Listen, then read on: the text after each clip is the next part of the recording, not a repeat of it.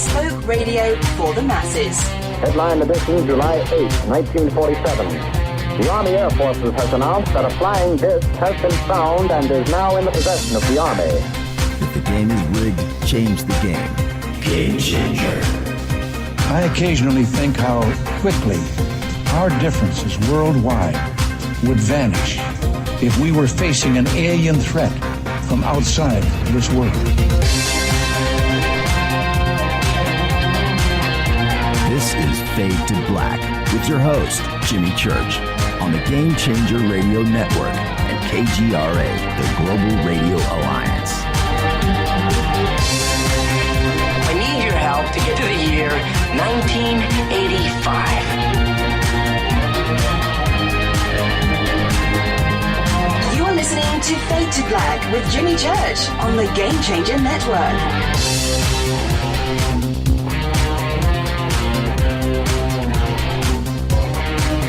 All right. Well. Fade to Black. Bespoke radio for the masses. Yeah, man. It's Fade to Black. And it's Monday, November 13th, 317 days into the new year. Just 48 days left. Unbelievable. We are live from a bunker somewhere in downtown Burbank, California, and I would like to welcome everybody listening all around the world, all across the United States, hither and thither, to and fro, back and forth, up and down, east and west, north and south, far and near. This is Fade to Black for KJCR, the Game Changer Network, and KGRA, the planet. I'm your host, Jimmy Church. What is cracking, everybody? How you doing? No rest for the wicked. Not around here. It ain't gonna happen. Nah. Eric, that's a great gift. Is that Nassim Haramein? Kind of looks like Nassim back in the day. This is Fade to Black. All right. It's Monday. Tonight, very special guest, Michael Lee Hill. Yeah. And we're going to have a full-on, all Anunnaki, all the time type of evening tonight here on the show. Love it when that happens. He also took some amazing pictures over the weekend on 11/11 on Saturday evening, had a meditation, and after that went out and took some images of what he's calling a triangle UFO. Now, we've got 5 images, so we're going to be sharing that tonight and discussing that. Maybe we'll get a little music in and everything else that we do with Michael Lee Hill. So get ready for that. He'll be here in a few short minutes. Tomorrow night, now check out the week that we have. Tonight, Michael Lee Hill. Tomorrow night, Daniel Sheehan is here. Now, he is in Standing Rock. And now... he is up there. We'll discuss everything tomorrow night, but he has been hired and retained as counsel. And what is going on up there, we're going to discuss all of that tomorrow night. Plus, and especially with Daniel, the JFK documents that were just released, and everything else that is going on right now. Nobody is more connected than world events and conspiracies and the New World Order than Daniel Sheehan. So we'll be discussing all of that tomorrow night. Wednesday night, Daniel Brinkley is going to be here. Now, we had Daniel booked before Coast to Coast. It's just, it's just the way the chips fall sometimes. I had Daniel on Coast Saturday night for Veterans Day, for the first hour of the show. But we are going to be discussing, obviously, where we're going to go with Danny. We have to. That's the near-death experience.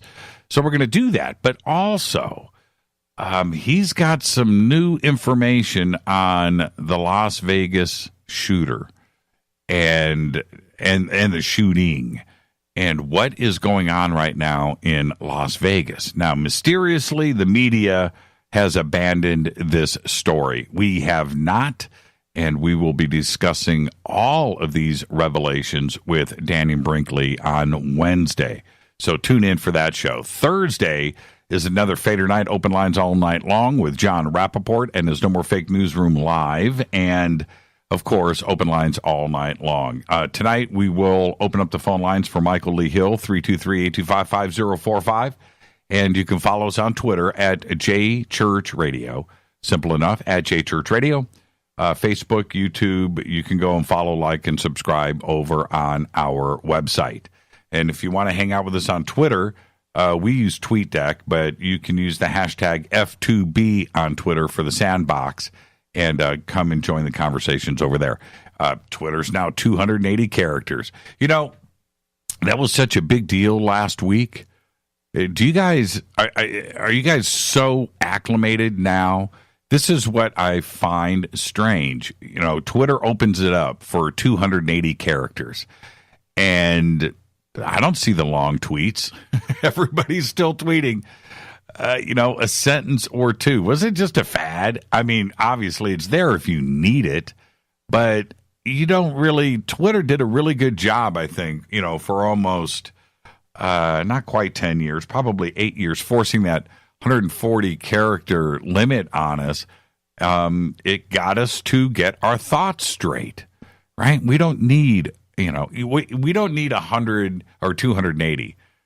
We need a little more. We need like 155. We need that extra 15.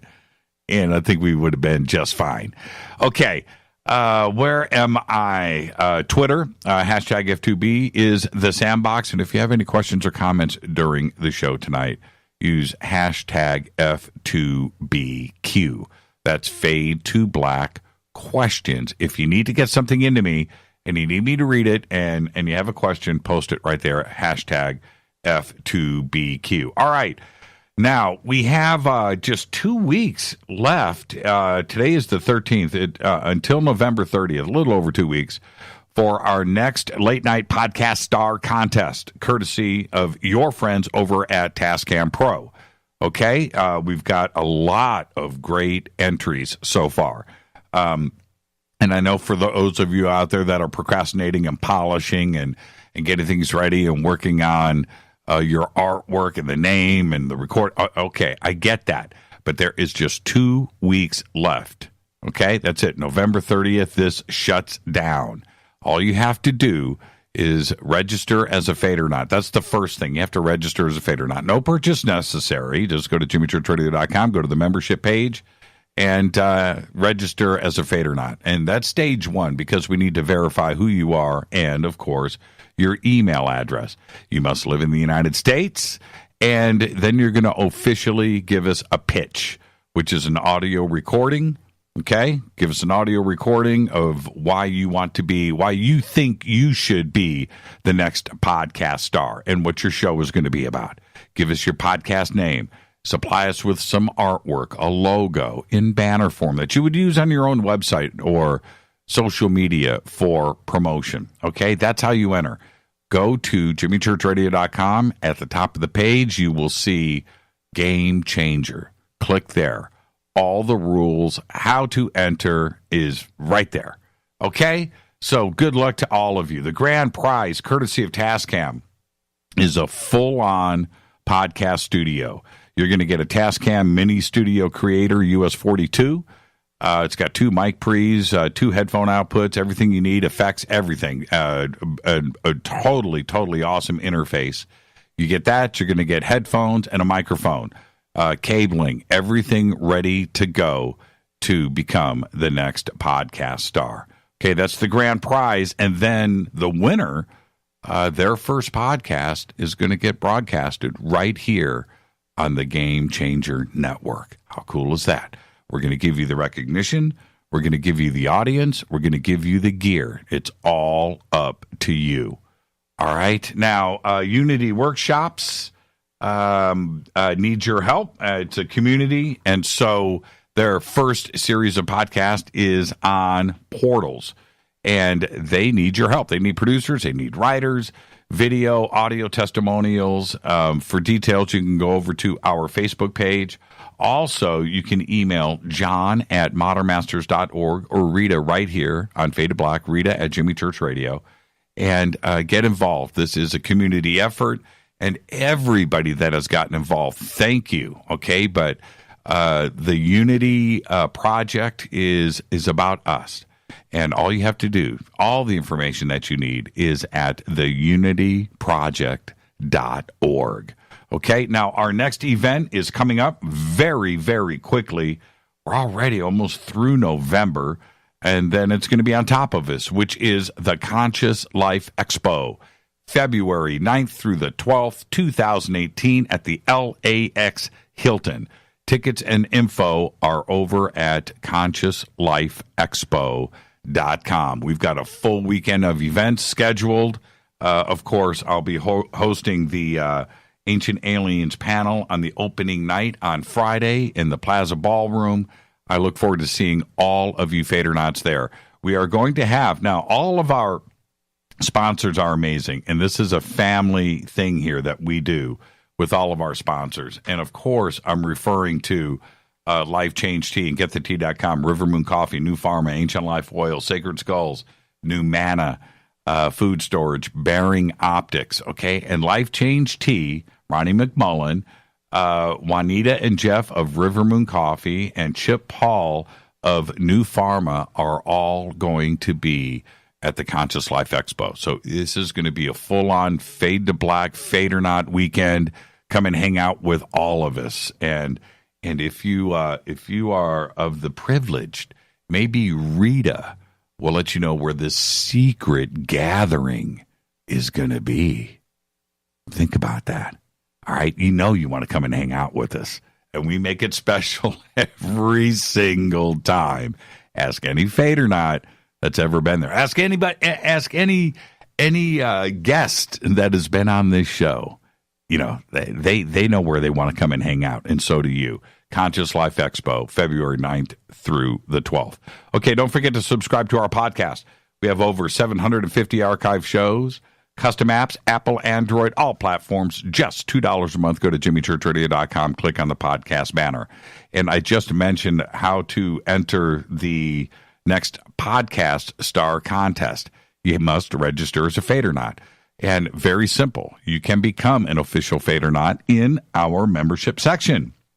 Okay, just click right there on membership. The banners are right there. You can get the bunker cam. You can also get free downloadable archives. And if you become a game changer, you'll get all that Fade to Black gear, autographed hat, embroidered hat, T-shirts, all that stuff. And it's all over in our membership area at jimmychurchradio.com. Okay, let's get this show cracking. Tonight, Michael Lee Hill is here. It's a full Anunnaki evening all night long. I'm sure Steve I will be talked about at least once. Today, happy birthday to Gerard Butler. Today, he's only 48. Man, really? Is that right? Butler's only 40. I look younger than Gerard Butler. He's 48 years old. Awesome in rock and roll, by the way. 300. He was amazing in 300. I didn't even know when I saw 300. I had to watch it a couple of times. I'm like, hey, Ree, that's dude from Rock and Rolla. We've been fans ever since. He's really good, too, also in Gods of Egypt. And if you haven't seen Gods of Egypt, yeah, it's Hollywood. Yeah, but it's got all of the mythology in there. It's really, really a fun movie to go and watch. Steve Zahn, funny man. Steve Zahn today is 50. And also, actor Joe Mantegna today is 70. Now, how does Joe Mantegna get on the birthday list?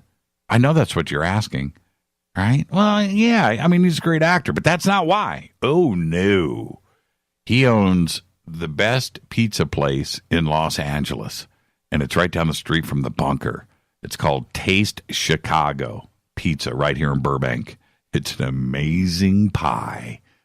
Happy birthday, Joe Mantegna. Okay, on this day in history, OTD 1974.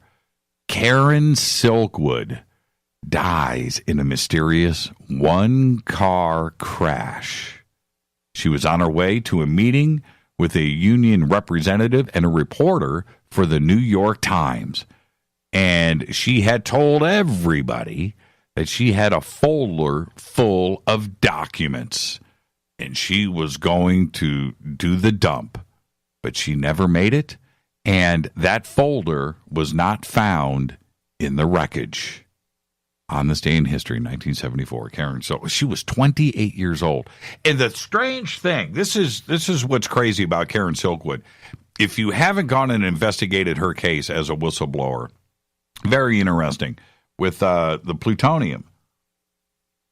She was cleaning plutonium pellets to assemble into some rods, and her alarm in her glove box went off, this radiation alarm, and it turned out she had plutonium on the inside of her gloves.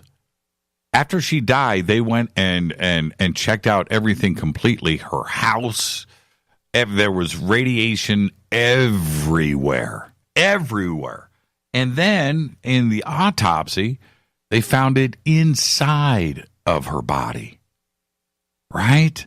Something went down there. She was offed for sure. Right? 28 years old and then had a one-car crash. And the entire story is about as crazy and mysterious and as dark as it gets. On this day, 1974, Karen Silkwood, one-car crash.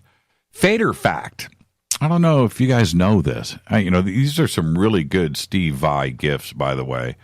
And thank you for that. That's his 3-string. Where's his heart guitar? Let me see the heart guitar. Is this Elvis Presley? It's a Fader fact. This is vetted.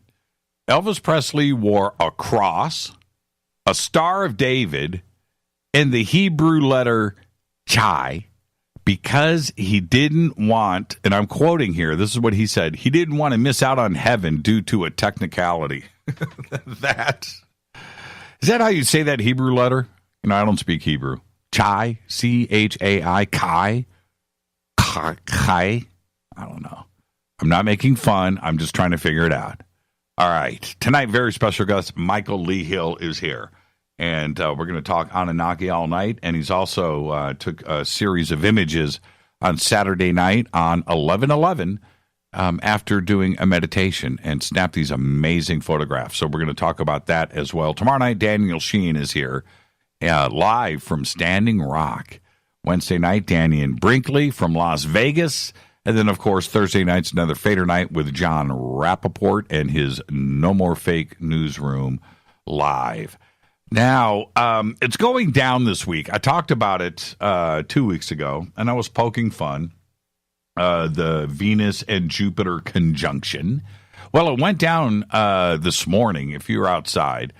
And I posted a couple of images, not only on Facebook, but I think I did it on Twitter and so forth. But Venus and Jupiter are far apart. I mean, they're really far apart, hundreds of millions of miles. But if you got up this morning and you looked up in the sky, they were literally on top of each other.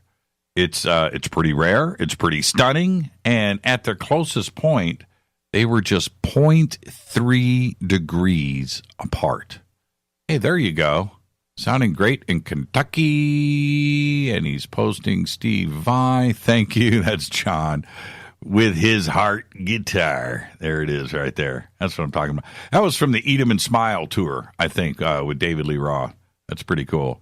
And Mark Tarana's got it in here, too, as well. Man, you guys like Steve Vai. I dig that. There is a video that Michael Lee Hill sent me of Nikki Sixx called The Greatest Lick, Your Favorite Lick or whatever, with Steve Vai. It's a pretty good interview. Pretty good. And Steve, of course, shreds. Anyway, where was I?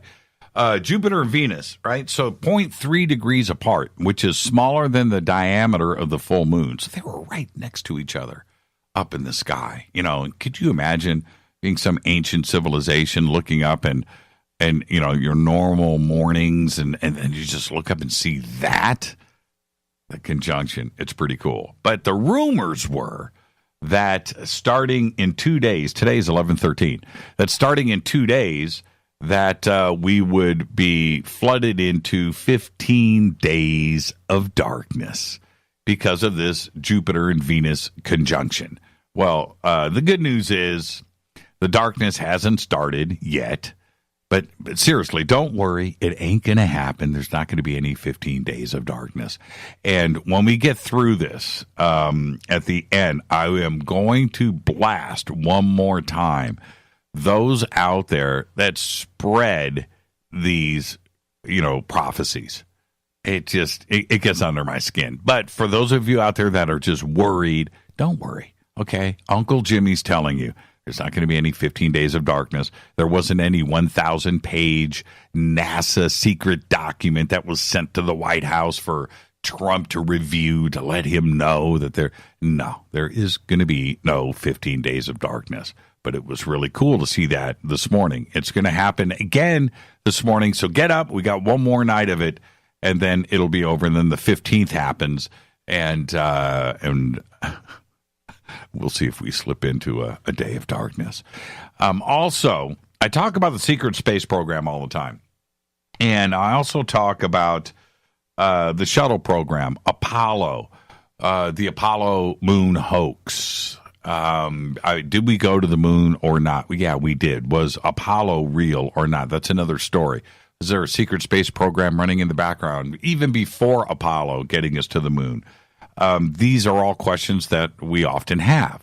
And when the Apollo shut down, it freaked me out. It didn't make any sense then. I was just a kid. And I was like, what do you mean no more moon? What do you mean? It was just like overnight, just that's it. That's it. No more Apollo. And all we had was, the Soyuz Skylab thing, and eventually the space shuttle on the back of the 747. And it built some excitement. Shuttle program, not only the accidents and the tragedies that were there, but the shuttle program, again, allegedly, it just went into Earth orbit. It never went past anything. It didn't go to the moon. It didn't do anything, as far as advancing stuff. And then that program was stopped.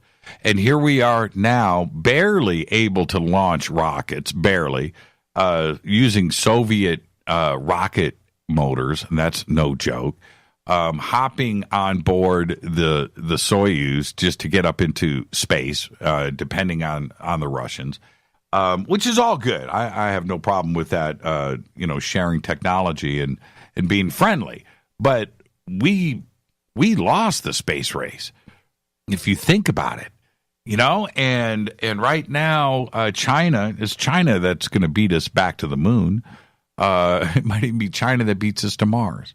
And then today, this weekend on Saturday, it was finally shown publicly, and that was this flight. And the flight was only 60 seconds long. And it was just from 12,500 feet up, okay? But it's the new generation space shuttle, and it's built by Sierra Nevada Corporation. And they have been waiting years for this moment. It's called the Dream Chaser, and it's designed to fly to the International Space Station by 2020, in 2 years. There's a picture of it right there. Thank you, Bloke from Oz, Mark Tarana. Thank you for doing that. I'll retweet it. There it is. Now, a couple of things about this. First off, it's much, much smaller than the space shuttle. Look at the wings and look at how it's built. But this past Saturday, it was dropped from a helicopter over the Mojave Desert and then glided to a runway right here at Edwards Air Force Base. But this is what is trippy. There were no passengers on board this time around. But this space plane, and it's a plane, flies itself. It landed by itself. No assistance, nothing. This is a robotic space plane designed to shuttle passengers between Earth and the space station and back. How cool is that, right? Automated. Now, there's something else that is involved. It is designed to land on any runway. Not like the space shuttle, which had to land out in the desert and it's big, heavy, and just took miles of runway. Not this little guy. And it looks pretty cool, too. So, this is where I'm going with this. Did you know that this was coming? Probably not. Did you know? No. Did you know that this was going to be ready with passengers on board by 2020 between the International Space Station and Earth? No, you did not. Looks a lot like the X-37B, too, as well, doesn't it? Now, but if this is what they have been doing and prepping and getting ready, obviously you can see that it is. The next stage is there's going to be people on this thing testing the secret space program. If this is what they are revealing to us in a public sense, what is really going on? What is really happening? This is ready to go. Think about that. Just think about it. Now, the resemblance to not only the X-37B and, of course, the space shuttle, but the technology right there, you can look at it and you can see we are working on stuff in the background. The next one after this, which is probably flying right now, doesn't have rocket engines, right? It's not going to have anything like that. Very interesting, too, by the way. No shots of the back end. No shots of what is happening on the rear end of this thing. All right, got to get out of here. I got to get the one and only Michael Lee Hill. He's ready to go. He's in the batter's box. We are going to do a full Anunnaki evening right here on Fade to Black, and we're going to take a look at these 5 stunning images that he took this past Saturday on 11/11 after his meditation. This is Fade to Black. I'm your host, Jimmy Church. It's Monday, bespoke radio for the masses. Follow me on Twitter at JChurchRadio. Email is jimmy@jimmychurchradio.com. I'll be right back with our guest, Michael Lee Hill, right after this short break. Stay with us.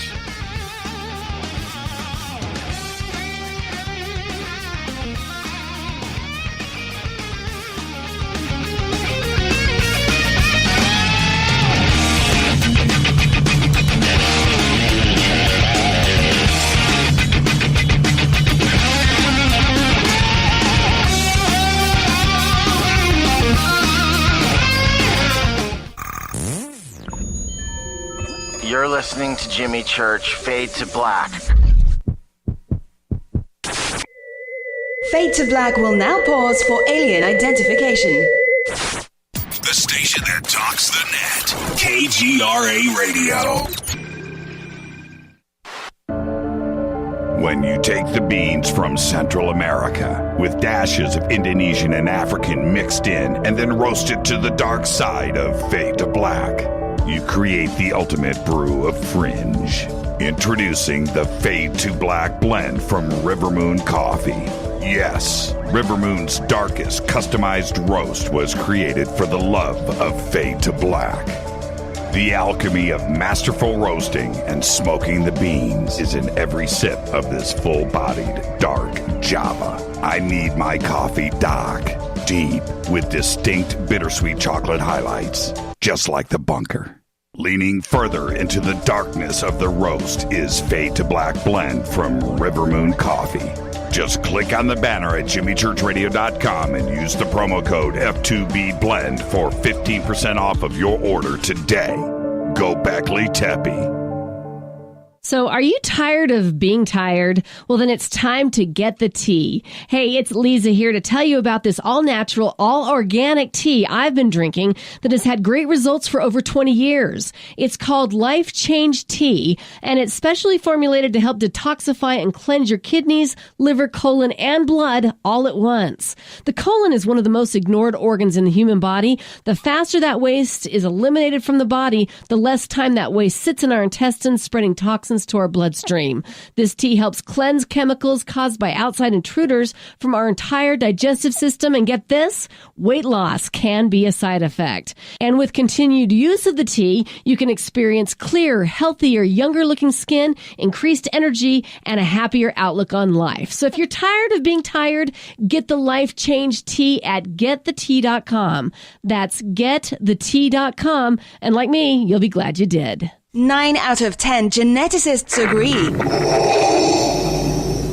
Fade to Black is not your father's radio show on the Game Changer Radio Network and KGRA, The Planet. Win big with KGRA this summer. Tickets and hotel accommodations to the biggest conferences, autographed books and DVDs, chances to win all-inclusive conference cruises, and private dinners with your favorite KGRA hosts. Click the contest tab at kgraradio.com for your chance to win big this summer. Your contact for the best alternative talk radio on the planet. kgraradio.com. Hi, this is Rob Reiner from Anvil, and you're listening to JimmyChurchRadio.com. What's up? I'm Chris. What up? This is Kyle Massey, and you're listening to Jimmy Church Radio.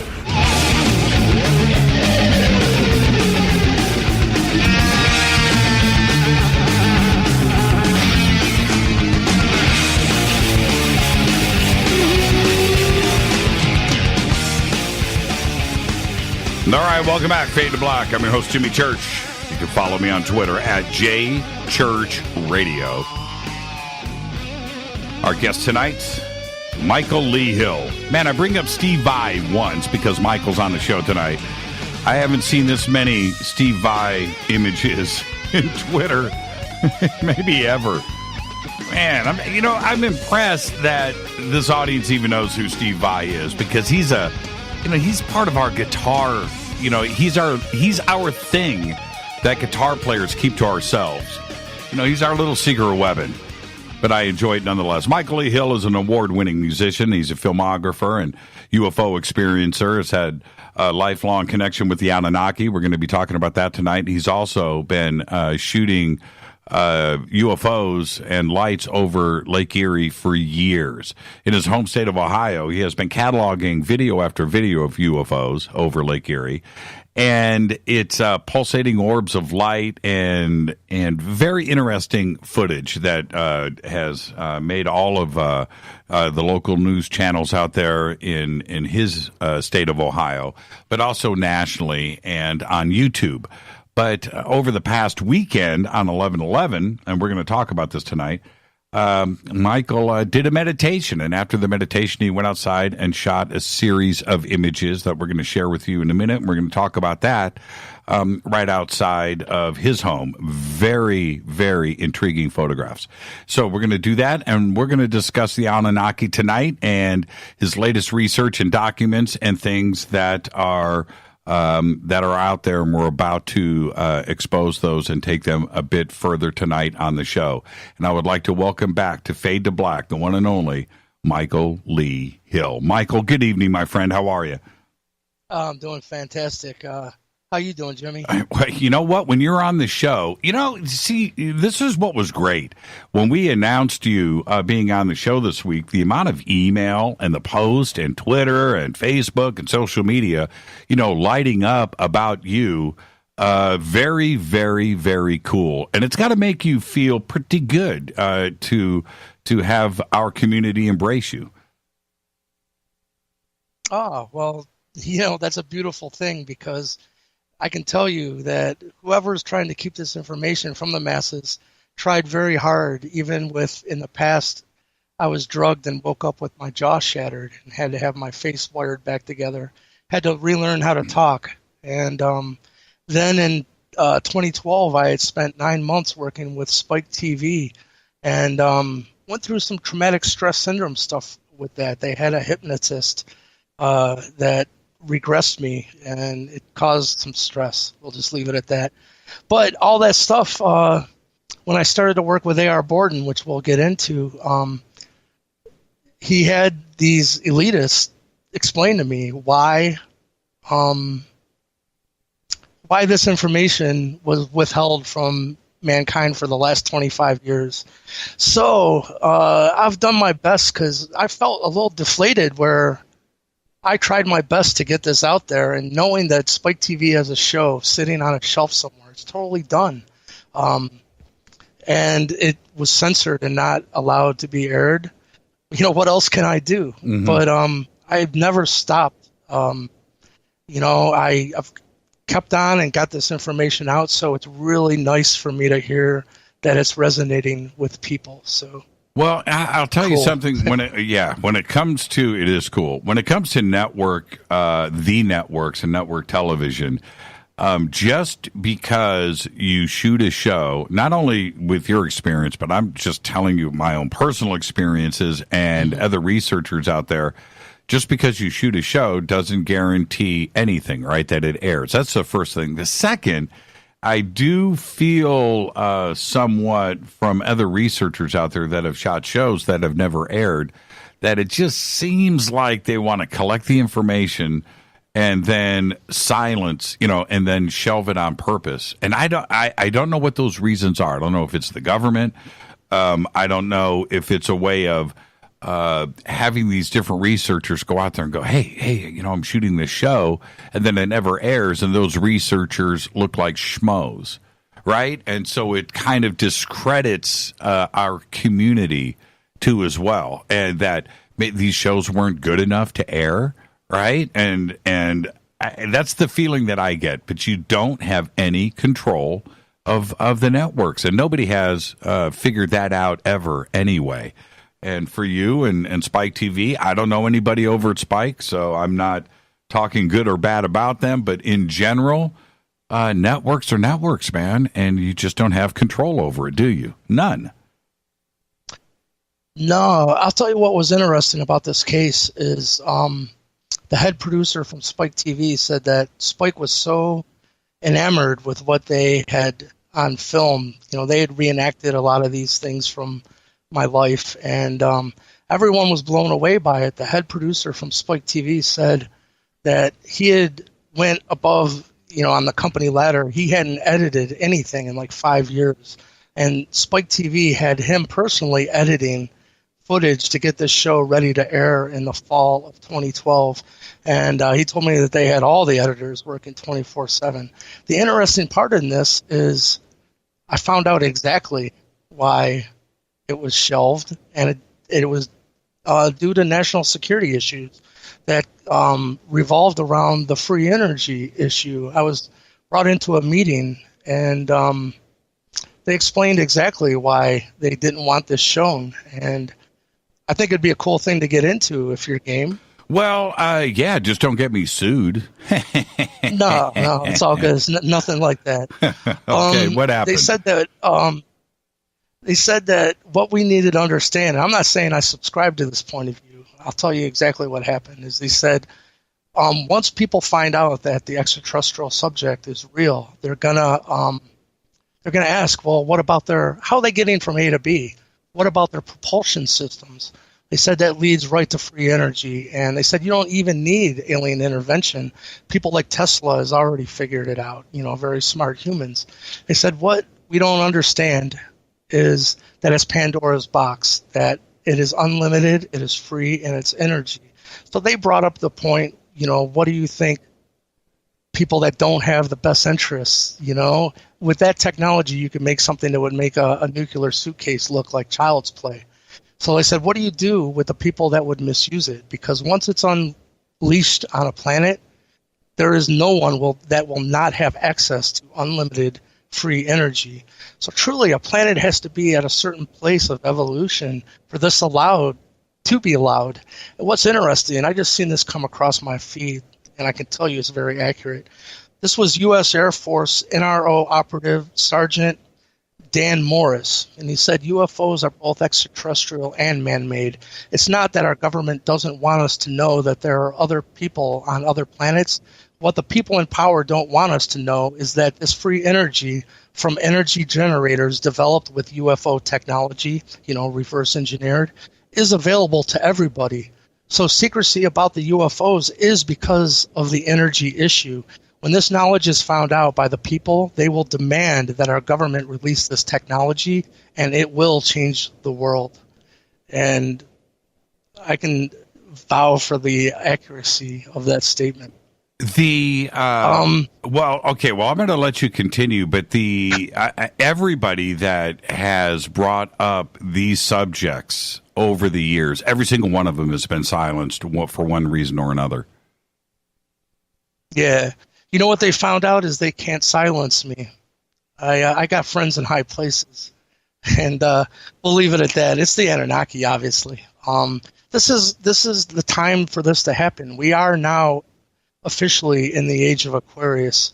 And Aquarius, the man holding a bucket of water, was always depicted as Enki back in Samaria. He was always depicted with water erupting from his shoulders with fish in it, or he was holding buckets or pitchers of water. And so Enki or Ea is Aquarius. This is the age of Aquarius. And you know, what's interesting with this is we're talking about Bigelow. John Alexander said, we know that what we're up against is definitely in charge and more complicated and multidimensional than they could even imagine. This is what is about to be unveiled to humanity, and I'm excited. Well, and how does it, for you, how does it go to the next level? I mean, obviously you do shows like this and you've got your own website and social media, but how do you take it to the next level? Well, disclosure is going to happen through the reality of the Anunnaki being in humanity's past first. People are going to find out that the Anunnaki were known as the Elohim in the Bible. I'm not religious in any way, but it is what it is. This stuff is in the Bible. The Elohim created a hybrid bloodline on this planet that was called the Nephilim. And the Nephilim, what people are going to find out with actual DNA testing and scientific evidence to back this up, the Nephilim, or the Holy Grail, the Sangreal bloodline, is the lost tribe of Israel, and it did come to the United States very long ago, and it intertwined into the Native American Indian culture and became known as what is the Mound Builders. And I am that bloodline, and I'm been taken in by the actual Native American Indian elders now as the Iroquois Mound Builder spokesperson for the Star Knowledge family. And by the way, Jimmy, I just received my official spiritual Native American Indian name from these elders. What is it? Never had another name before. What is it? It is Rainbow Warrior Eagle. And they told me what all of it means, which is really interesting. They said rainbow is an actual designation that every chakra, there's 7 chakras, and they only emit light when they're balanced and cleared. And they emit the colors of the rainbow from red in the root to purple in the crown. And one of the Native American Indian grandmothers told me that to those of them that have the gift of sight, that those such individuals that have cleaned their chakra centers have become the whirling rainbow. And a Tibetan thing is with this as well. And then eagle is, obviously, like the eagle is the only bird that will fly above a storm when it comes and not seek shelter under it. So imagine that kind of consciousness, or, a warrior, so to speak. So they really gave me a good explanation of what my name means. So I just wanted to share that. No, that's cool. So what happens when you go to hang out? That's it. You're no longer Michael, right? You're you go by this other name. Go by, what? And what else was given was grandfather, which made no sense to me because, I am getting married now, which, hello, Sarah, my love. But I don't have children or anything now. So these synchronicities and communication through Native American elders of grandfather made no sense to me. Well, I just found out very recently that the most ancient name for grandfather in Native American Indian ancient language is Ea, which is Enki, So a lot of this is coming forward to reveal the reality of who the mound builders are. And it's very interesting because the whole even creation of the United States, our founding forefathers went to the Seneca, who are one of the tribes of the Iroquois, because people need to realize the Iroquois have the oldest functioning democracy on this planet. And our founding forefathers, like Thomas Jefferson and George Washington, Benjamin Franklin, they went to the Seneca chiefs and elders and grandmothers to form this experiment, and we the people on their form of government. Our Constitution was made by them. Mind you, these are the Nephilim that was helping create this United States. And there's a hell of a story that's going to be unfolded, but just so you know how real this is, at the Serpent Mound recently, I met with Graham Hancock, and his whole next book and presentation is on the reality of who the mound builders are, being truly the Atlanteans. And I can tell you what I'm telling you right now and your listeners, this is no new news to the Native American Indian elders. They know this. One of the grandmothers said, Michael, we're really happy that you're revealing who the mound builders are, and they're truly the remnants of the Atlanteans. She said, we've known this within 5,000 years of written history and 10,000 years of oral history, that the mound builders are the remnants of the Atlanteans, and they are the Anunnaki human hybrids that are on this planet. Yeah. And all of this is... Yeah, go ahead. No, that's pretty much it. It's fascinating to me. And meeting Graham Hancock, I've been fortunate enough to meet like Steve Vai and Satriani and these people. I was more nervous to meet Graham Hancock. He's such a hero of mine. And I told him, I said, dude, you're like, to me, you're the Calvary showing up to release this bed of information to mankind. So we can get into this. I know everything that's going to happen between, these two eclipses, what I've been told. I'm talking about the total eclipse that just happened in 2017. By the way, NPR was at Serpent Mound. We had over 1,000 people there, the Star Knowledge family. And it made it onto their eclipse special for NPR. But people might know that the upcoming eclipse in 2024, that directly comes over East Lake, Ohio, and the mound that I'm going to reveal, it's the Hall of Records mound. It's already got artifacts that have been removed from it in the 70s that tie it to ancient Egypt. It's the Morning Star. It's here in East Lake, and the last point beyond that was back in Samaria. Let me just jump in really quick because I want to come back to all of this. Okay.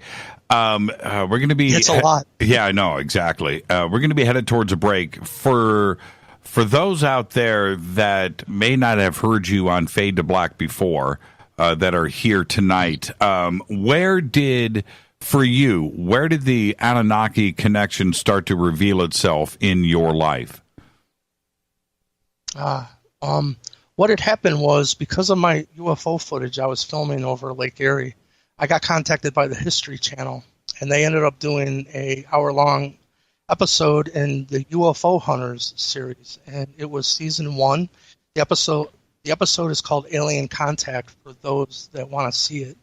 But what was revealed is I didn't have normal human blood, and this was revealed on the History Channel by a Harvard professor. His name's David Systrom. And I know this sounds crazy, but this is just what it is. Welcome to my world. So after this episode aired in March of 2008, in the summer of 2008, I met these beings who approached me and said, we've been known in your past as the Anunnaki. And this was at a festival in New York that I was at, and it was called Sirius Rising. It's funny because now I know that they're Syrian, but you got to know at this time there was no Ancient Aliens on TV. That started in 2009. I had no clue what an Anunnaki even was. And they told me back then, you were once known as Ea, Enki, the water bearer. If I didn't know what the Anunnaki was, that sure as hell didn't make any sense. So you can see how this full circle of 8 years, and now realizing that all these grandfather synchronicities came my way, to find out that that word actually means Ea, was a long 7-year to 8-year period in between those two events that the confirmation finally came for that. So they met me and said they wanted to talk to me about this blood anomaly that was just revealed on the History Channel, and that was it. that it was an indicator truly of their hybrid bloodline known as the Nephilim. They said, we know you don't understand anything about this, but you will. And at this point, too, I didn't know of my Native American Indian culture as well, or heritage, because I was adopted. I just never knew. So it's been a really bizarre ride of unfolding knowledge regarding my own life. But what I was going to say with the two eclipses, I've been told those act as bookends for really, I mean, you know, reality A and reality B. And these 7 years is, you know, 7 years of tribulation. I've been told this is where humanity will decide how bumpy or how smooth of a trip this is going to be into the next golden age and a galactic society with the Anunnaki returning. Who is revealing this information to you, Michael? Well, if the Anunnaki are coming through the Native American Indian culture, and I've been brought into the inner circle of the family, it's coming from actual individuals. It's coming from, for instance, I'm not going to give any names, but I didn't even know who Kuan Yin is. And I've met her in the flesh now. And getting counsel from some very intelligent beings, including my brother, Enlil, or he's known as Yahweh.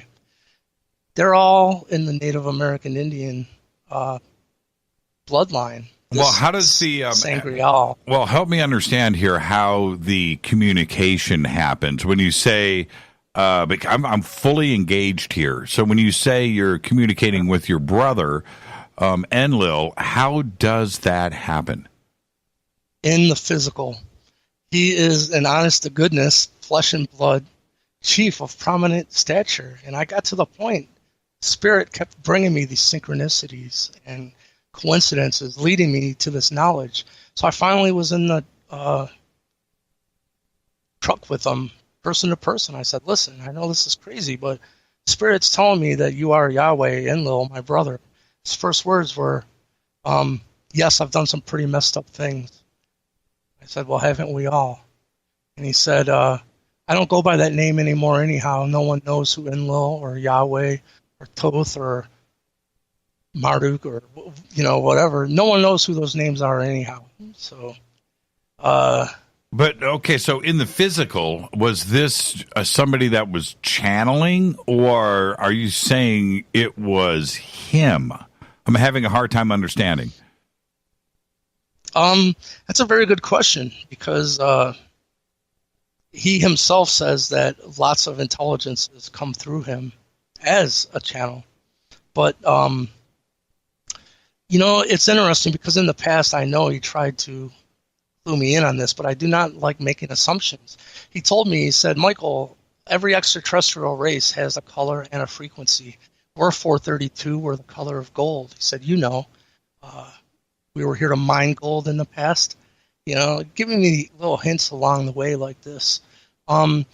This is an interesting thing that you're bringing up, because I was actually asked to bring in a topic that A.R. Borden taught, which was called topological thinking. And that is how we need to understand that communication with a multidimensional intelligence is going to come through anything and anyone. It can use anything. Think about what Bigelow said in their research, that these orbs of light could become anything biological, giant wolves, giant deer. But that investigator that they sent and contacted me, he sent me to the UK Ministry of Defense and some declassified documents. And there it said these orbs of light could, in some process unknown to mankind, become a triangular craft. That 3 of these orbs of light could come together and create a physical 3D craft that reflects light, and you know, when it goes by, you don't see any stars above. So when you really, this isn't my opinion, this is the UK Ministry of Defense and Robert Bigelow, who just went on 60 Minutes saying this intelligence can become anything, right? Biological or technological. Right. So when you ask, you know, the communication can be the craziest kind of telepathic communication. It can be you're talking to a physical person right in front of you, and everything in between. I just got a tweet from Belle, and she says, this is intriguing, but the Nephilim were giants with 6 fingers. Does he have 6 fingers on each hand? Well, he plays some pretty good guitar. He just might have 6 fingers. But this, what she is saying here, again, this 6-fingered reference, there are all there isn't any proof of anything here, but there is a lot of different references about the physicality of the Nephilim and also the Anunnaki and who they were. Do you know how many digits they had? The Anunnaki, I've heard, have 6. The Nephilim had 5. And what's interesting is with the DNA scientific proof that's going to be revealed, your listeners can go and look into haplogroup X2A. X2A only exists in 3 places on this planet. Presently, it's at least within 3% of the Native American Indian population. Could be much higher because of the fact that many Indians have not had their blood work done. But in the past, the same exact bloodline was only found in the tall skeletal remains that have been removed out of these earth mounds, usually in Ohio, Pennsylvania, and New York, mostly. But here's a good talking point. So undeniably, the exact same DNA is in a few generations in the past, it had giant stature. These skeletons were 8 to 16 feet tall. Right. I hear the Smithsonian has many of them. But now there's no doubt about it.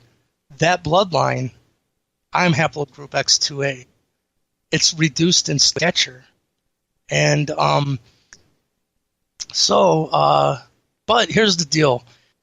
Any bloodline, you can go backwards in time, and where you find the highest concentration of that blood type or this new haplogroup, that will show you where it came from.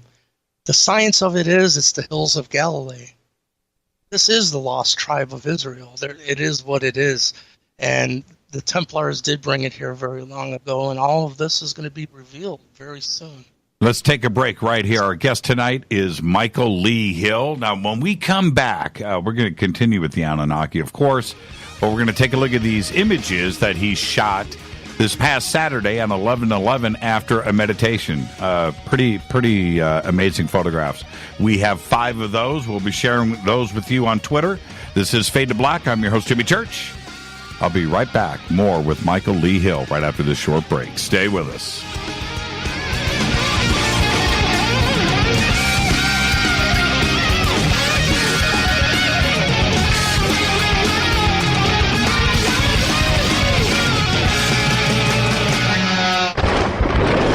This is Fade to Black with Jimmy Church on the Game Changer Radio Network and KGRA, the Global Radio Alliance. This is KGRA Digital Broadcasting Station, Salt Lake City, Utah, Van Buren, Arkansas. Hello, Fadernauts. This is Jimmy Church, and I'm introducing New Pharma, a company whose products are based on science. Human function based on the endocannabinoid system, or ECS. New Pharma firmly believes in this science, and their research indicates that support of the ECS provides the beneficial effects for a healthy lifestyle. New Pharma's science includes relief capsules for pain relief, sleep capsules, which are natural support for occasional sleeplessness. Foundation is support for your ECS, and Fit capsules support your active lifestyle.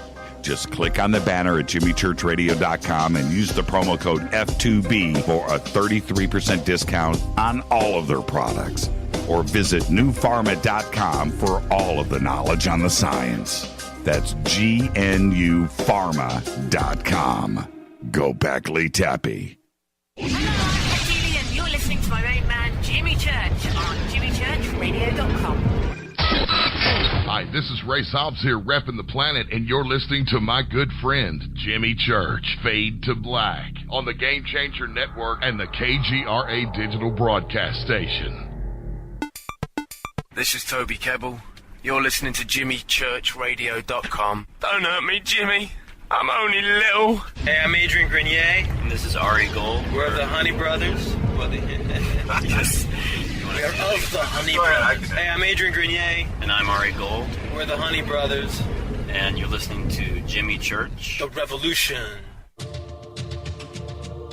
Ancient Life Oil. Life-changing. The real oil. CBD is truly ancient life oil from the source. This oil has no psychoactive effect and is also legal in all 50 states. When you're healthy, you're happy. The truth about this wonderful plant is that it wants to give back to mankind life, longevity, and happiness. Ancient Life Oil are golden grade, all organic, non-GMO, and infused with high-quality liquid coconut oil. It's simple. Just go to ancientlifeoil.com today. That's ancientlifeoil.com. The best, purest, organic, and non-GMO CBD in the world. Go Beckley Tappy. The statements made regarding these products have not been evaluated by the Food and Drug Administration. These products are not intended to diagnose, treat, cure, or prevent any disease. Please consult your healthcare professional about potential interactions or other possible complications before using any product. This is Micah Hanks of the Gralien Report, and you're listening to Jimmy Church on Fade to Black, across the globe on the Game Changer Radio Network and the one and only KGRA Radio, The Planet.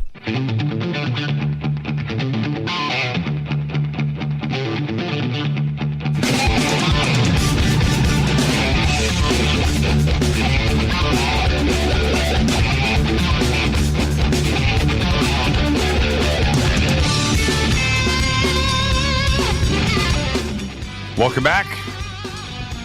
Fade to Black. I'm your host, Jimmy Church. Our guest tonight, Michael Lee Hill. Now, Michael, over this past weekend, took some pretty amazing photographs on 11/11 on Saturday night. I've just posted image number 1 up, Michael. And looking at this, well, tell us what happened. You did a meditation, right? Yeah. I'm sure I'm preaching to the choir here, but the whole 11/11 subject is that I look at it almost like when a caterpillar, the universe goes to a caterpillar and tells it it's time to start making its cocoon. It's going to turn into something else. It probably sees the equivalent of 11/11s everywhere. It's like the beginning of starting to pay attention to synchronicity. You'll just get this hunch. You look over at the clock and it's 11/11. That kind of grew to me and a group of friends started, if you take the idea, which I learned from A.R. Borden in the work I did with the NSA, that when 2 or more come together with intention, your manifestation abilities go through the roof. So at 11/11, me and a lot of my friends will post, even if you just type 11/11, and at the same time you're putting your best thought forms for the best outcome for humanity. And it's a sign that we all do it. Once you see all these 11/11s, all those people were joined with you in that moment, and more are joining. I say everyone in the audience at 11/11, start posting an 11/11 pic, and it'll just grow, and we'll know that this great group of people are focusing their mental energy for a beautiful outcome for mankind. So obviously, on November 11th at 11/11, we've all got to do something special. So me and my fiance, Sarah, her name is Rainbow Feather Two Spirits, and she is a Native American Indian as well, obviously. We arranged for both of us to post at 11/11, and we talked about some things that we would like to mentally address, and things like stopping the suffering on this planet, stopping all this nonsense that's happening. It's not necessary. And so we did this, and the minute it got to about right after 11/11, I was out in, I call it the man cave. It's an apartment here where I live. And I was coming back into the main house, and this huge, really low, it's hard to tell in the pictures, but this thing was right over the housetop. And I was just on the phone with Sarah, so I had my phone on me. So I just started snapping pictures, and that's what it is. It didn't really actually, these things don't even much shock me anymore. I've seen it so much. This was probably the lowest, though, one has ever flown by. Now, let's talk about image number one as we start to go through these. You described it to me, and I think also a little bit online, about being triangle. Now, I can see they're incredible shots. There's no doubt about it. And in image number one, where you've got the two bright lights in front, you've got a small red light in the back. You can't see the outline because it's a nighttime photograph with a cell phone. I get that. So what did you see with the naked eye? Describe that for us. They're abnormally bright. It's just almost like multi-dimensional colors. It's hard to describe, but I've seen it before down over the lake, and it's kind of breathtaking. It's not normal, but the deal is, depending on how that thing is orientated in the sky, sometimes you won't see the third orb. It needs to be in a certain angle to see that third one. So some pictures you can see a third orb, some you can't. The problem with taking pictures, and I always felt like this going down to the lake and filming them with my Sony Handycam, once you start filming them, it kind of takes you out of the moment. I would have rather just sat there and watched it fly over my head. Yeah, I do. I knew it was important. Yeah, I do the same thing. I'm totally with you on that. And but what I'm asking you is what were you seeing with your eyes versus what's in this photo? I mean, I want to know what you saw with your eyes. What was the shape like? How low was it? How big was it? From the backyard, looking over the house, and it's pretty just a normal size, house. It was coming so low that if you put maybe about 3/4 of an inch, put your fingers that far apart and put it right over the top of the house, that's how low it was. It was much lower than even like a Cessna would fly over. You really can't see any shape. It's just, and it's abnormally bright, so it's almost makes your eyes get a little like they need to focus because it's brighter than you can imagine. And pretty much very silent for the most part. It's not totally silent, which is interesting. And what I heard from someone in the know was they have multiple levels of cloaking. They can cloak either visually and become totally invisible, or they can cloak sound. But if they are interacting in this realm, they need to decloak totally. If they're just here passing through, they can decloak one thing if they want to be seen, but you won't hear it. The actual sound that you're hearing sounds like almost like a vacuum cleaner level. And what I was told is there is machinery, but it's frequency generated machinery. It's like unlimited free energy spinning devices that is in the craft. How big it was bigger than like an army jet. It was the house width. It would have taken up about 1/3 of the house as it came over it, and how fast? That high in like right. Pretty How fast? slow. Yeah. It was pretty slow. I mean, I snapped a lot of pictures. As I'd say, the whole transit once it went over the house, and I snapped 4 or 5 pictures. The whole thing probably took maybe 7 or 8 seconds. 7 or 8 seconds. And then it just flew off. Yeah, right over top of me. Then I could sit there and watch it as it went away, but it just was too small to pick up at that point. Now, what did we? But they're flying over the lake. Now, it looks like between image number 1 and image number 2, it looks like it's leaning a little bit. Was it starting to turn, or did it stay in a straight trajectory? Yeah, good eye. Right when it came over me, it kind of did this move where it showed me its belly. Right. You know what I mean, so to speak. It kind of tilted up on its side and showed me its undercarriage. And what did you see underneath? And, what did you see underneath? Nothing. Not a thing. What? I was actually so trying to focus on the camera that I could see what it was doing, but I wasn't. I was trying to keep it in frame in the camera, which, like I said, sometimes that bums me out. It's impossible to do, man. I'm just glad that you managed to get these 5 shots off. Now, when I get to image number 3, that for me is where things start to get just a little bit intriguing here, because we've got this this what looks like a red orb in the other shots. Now you can see it here. It's actually got a shape. It's a 3D diamond shape. You can see the shadows. You can see the sides of it, and it almost looks like a smaller version unlit up of what is in front of it with the bright light. Tell me what you were seeing in image number 3. Man, that's a crazy shot, by the way. Just absolutely amazing. Well, I'll tell you, once I know what they are, and they're Merkabas, which I'm sure your audience knows what a Merkaba is. That's exactly what it looks like. Yes. And I've been told as well that so if people don't know what a Merkaba is, it's like this practice of spinning your chi, like your aura, whatever you want to call it. But spiritual adepts can use different meditation and visualization techniques to spin this double tetrahedron Star of David shape that is around every person. It ends 3 feet below your feet, 3 foot above your head, and you spin it in a very specific way, and it's said to become an interdimensional travel vehicle.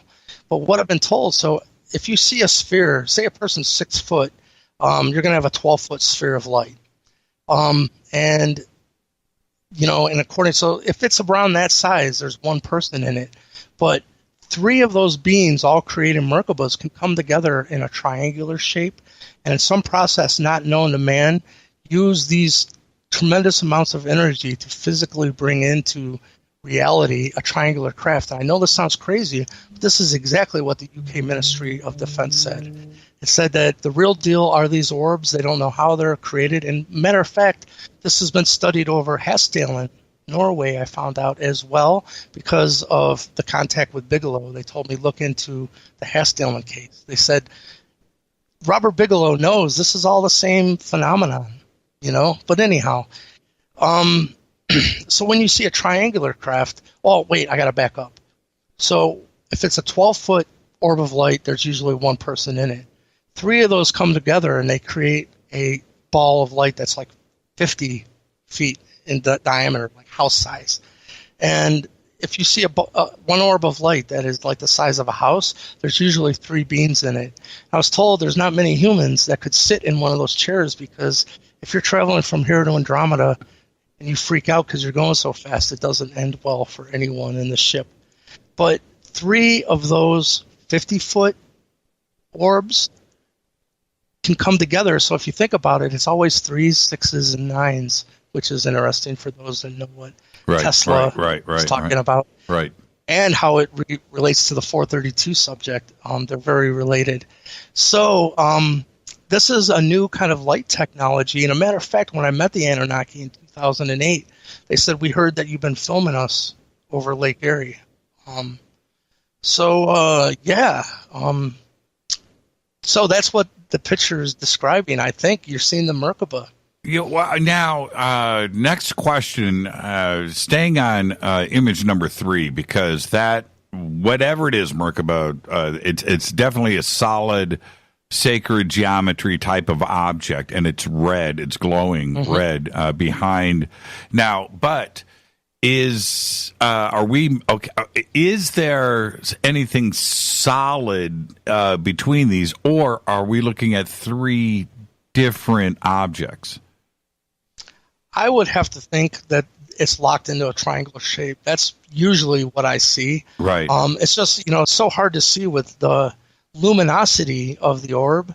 And, it's really, you don't see really much of anything other than the 3 orbs of light, even when there's a physical triangular craft in there. Yeah, fascinating. That image number 3, because when you look at image number 1 and 2, where you can see the little the red object behind it, but because you can't see the details with the 2 bright lights that are in front, and that's just part of digital photography. But when you go and you look at image number 3, and you now know what's trailing these other 2 objects, and it's that, and that is what's flying over your house. That goes to crazy town right there, man. That is just an amazing, amazing photograph. And I told you I have friends in high places. Man, no kidding, right? No kidding. So now let's go to image number 4.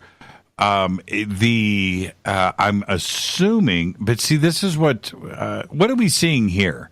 Because I would like to think that lower object is the Merkaba that we see in image number 3, and those are the 2 white lights on top. Are they converging? What is going on here? Are they turning, or am I just looking at this strange? Because man, I wish I knew. They do. Look into a book called Hunt for the Skinwalker, because all of the Noam's Collier, I think was his name, and George Knapp, the guy that from Las Vegas, he's the only one that they allowed to go into Skinwalker Ranch, and they have so much data on what these orbs of light are. By the way, it was Native American Indians who gave them the name Skinwalkers, because they would see these orbs of light come down and take on biological, physical form, like we're saying. Right. It's now, a brand new ball game, but. Well, okay. Let's stay, Michael. I'm sorry to interrupt you or jumping in like I am, and I sound like I'm being impolite. But this lasted for 7. This is for the audience. The entire flyby took 7 seconds. You've got 5 images here. So between image number 4 and image number 5, are we looking at about a second or 2 between those 2 images? Yeah, I would think so. And the whole thing is almost like morphing and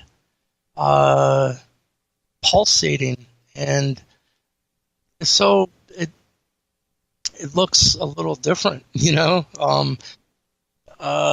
what's strange is some of these questions, this is so new to me. I just put them up on Facebook. I've not really went through and looked at them. I know it sounds weird, but some of this, it's like, I'm glad I was there to photograph them, but I almost don't, it's not a big deal to me anymore. Maybe I should look at them more.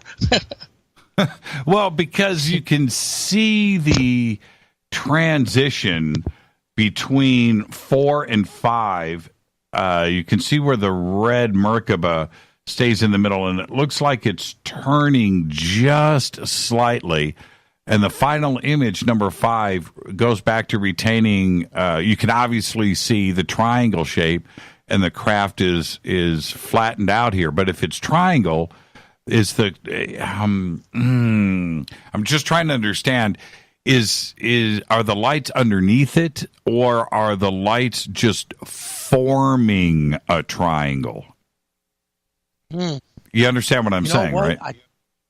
I do. I don't really know the answer. I can tell you I've seen this particular craft so often down over the lake, and I've seen it do some very particular behaviors. And one is 2 of those orbs will turn off, and it'll just become one huge pulsating orb, the red, really vibrant red. And there's no, it just pulses on and then goes down to not even being able to see it, and then will illuminate again. And it's almost like it's breathing. And I've seen it do that maybe 4 or 5 times. Sometimes one of the orbs goes out and it just leaves 2 orbs. I can tell you, go and look at the Mexican Department of Defense footage that was from that Mexican military plane. You know what the footage I'm talking about? Yep. Yeah, it's the same. It's these double-orbed objects. It's always 3, 6, or 9. If it's 2 orbs, you got 6 beings. What I was told is, so 3 of these individuals can make one big orb. 3 of those come together. So 9 of them can create this giant triangular craft, and thousands of them can get inside and come down and see what us crazy humans are doing. So that's truly, 9 beings who are creating a craft in service to their race. It's fascinating. Now, what happened next after you shot image number 5? What happened? It flew right over my head, and as it flew and kind of tipped up, I was turning with it. And I actually walked to my backyard so I could get it at the back of my yard. And that's where the final pictures were from. At that point, it flew, which would have been west, along the coastline of Lake Erie. And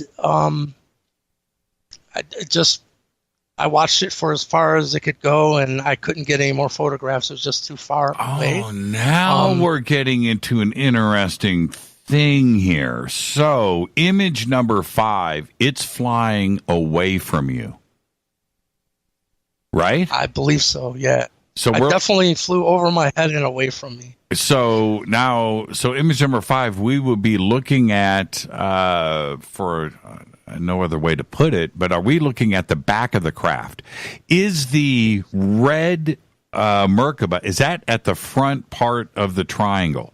And we are looking at this craft in image number 5 flying away from you. I kind of think the red orb was in the back of it. But like I said, it was like, I wish I could have just looked at it with my own 2 eyes. I was so trying to take photographs of it that that's all, I can say on it. Right. I get blew my mind. I'm going to, let me do this. If I'm looking at this in sequence, so image number 1, when you first saw it, help me. It's flying directly over your house, right? So image number 1, it is coming towards your house, right? And you said it flew to the west along Lake Erie. So this is coming at you then from the east, right? And it's approaching you before. No, well, hang on. I'm trying to never. The lake is north. It came from east to west. Right, east to west. It was coming and it flew right over really low to the point that when it was a little bit further, it was like actually being blocked by my roof of the house. That's how low it was. And as it came up over, it was probably, like how a Cessna would fly over, that height. It was about half of that between a Cessna and the ground. It was low. And so as it flew by, I captured it as best as I could. And then, it just flew off west. And I'll tell you what, though, I filmed this exact same object in the past over Lake Erie. And when it flew over me, it actually flipped over. And it's right in the footage. Then as it went out over Lake Erie, 2 of the orbs totally disappeared and it went into that pulsating red behavior. And that's actually the footage that ended up Bigelow contacting me over, because there was another witness to this Lake Erie UFO stuff in 2011, and his name was Eugene Ehrlich. And it just so happened that he filmed that exact same craft from his perspective, which is 2 miles down the lake from these apartments that were situated right on Lake Erie. So I caught it 2 miles east of him. Then the exact same night he caught it after I got it going out there. So the Bigelow investigator, Gary Hernandez, was really interested in that case as well, because he had 2 different witnesses that filmed the same thing. Right. What I'm telling you is that's exactly the same thing that just flew over the house on 11/11. I've seen it just fly all over this neighborhood now. I've been going down like the main road where there's a Cleveland Indians minor league stadium is there. It's just all kinds of nothing but, stores and whatnot, Walmarts and everything. And one of those went right over and went into that flashing red condition. What is it about I don't know what's going on with what is it about Lake Erie? I mean, there has been so much footage shot over Lake Erie over the years. You've shot a bunch of it. So have others. It's been multiple cameras shooting the same objects of miles apart, the cameras. Yeah. But what is it about Lake Erie, man? What makes it so special? Well, I can tell you, A.R. Borden from the NSA group that I was brought in to do specific work with the remote viewers kind of program. He said, Michael, do you know what's underneath you in that area? And I said, no, not really. He said, it's the oldest underground base in the world, and it's not ours. He said, the last time I was down under there, I took that long drive down 75 in Detroit, and that was one of the entrances to this base. Well, that's right, Patterson Air Force Base. I went and Googled it, and Route 75 dead ends into Wright-Patterson Air Force Base.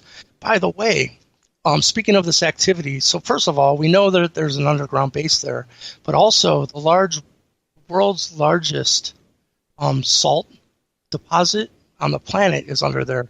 Morton Salt has a mine under there. And I've heard people that went and took tours in the Morton Salt factory way down below Lake Erie, that there's guards in front of certain tunnels. It's like you don't go down that tunnel. And so AR told me that he was down there, I think it was 2006.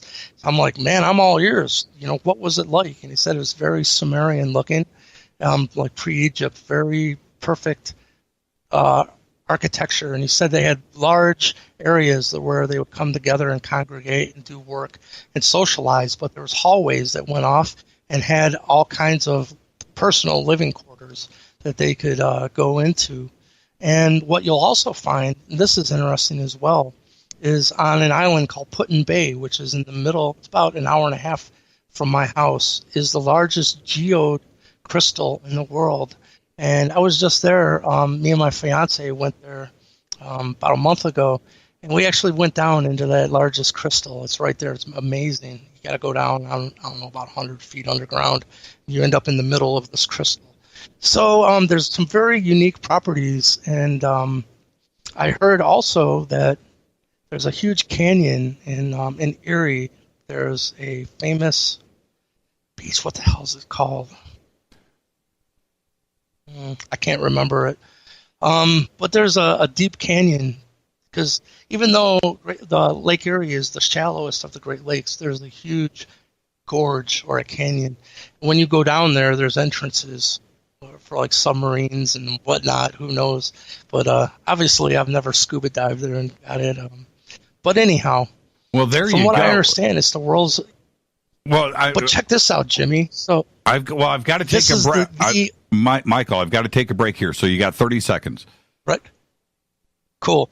This is also the home base of the Nephilim, which is going to be revealed with, it all comes together. In East Lake, Ohio is ground zero. Why East Lake, Ohio? I knew there was something special. I knew it. That's it. Let's take a break right here.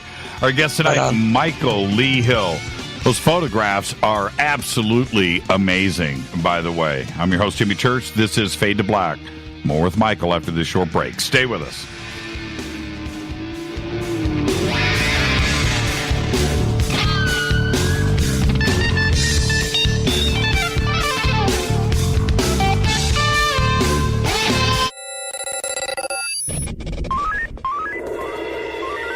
Way out here, we listen to Jimmy Church. You're listening to Fade to Black. Always on the edge of the hottest alternative talk. Jimmy Church with Fade to Black. KGRARadio.com. ¿Qué tal, mis amigos? Yo soy Mario Carson, el tiburón, y los invito para que escuchen a mi buen amigo Jimmy Church Radio. ¡Claro que sí!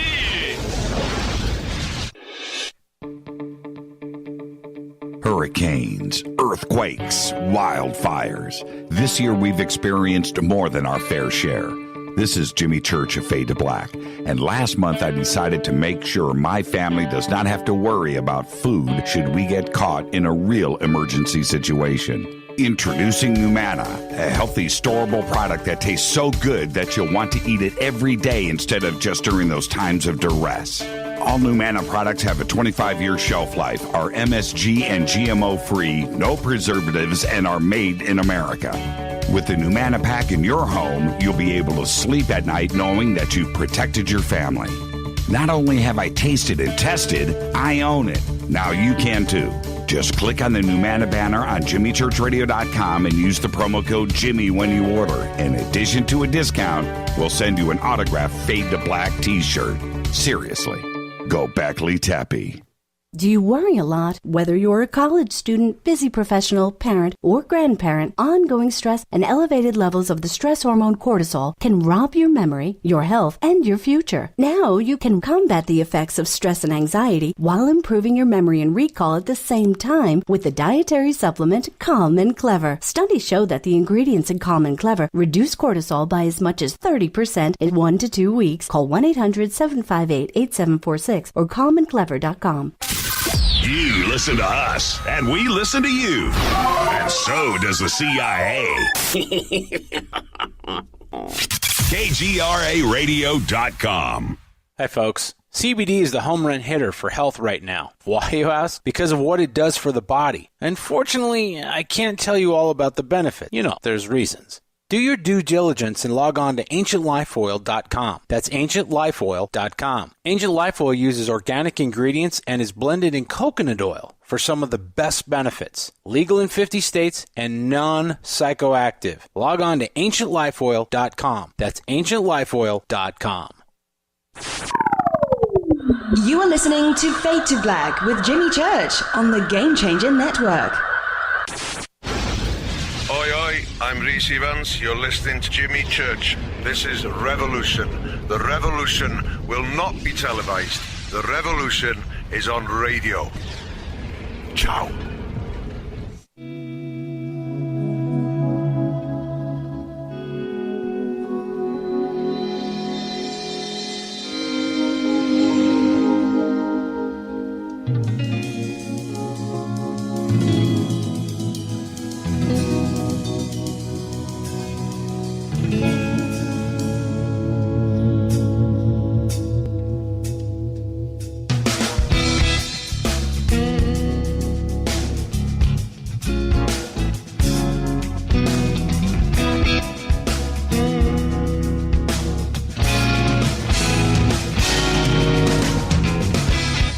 All right, welcome back. Fade to Black. I'm your host, Jimmy Church. Our guest tonight, Michael Lee Hill. This portion of the broadcast is brought to you by Life Change Tea.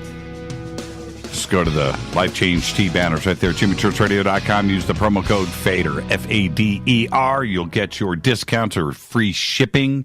And also check out their CBD stuff over at Ancient Life Oil.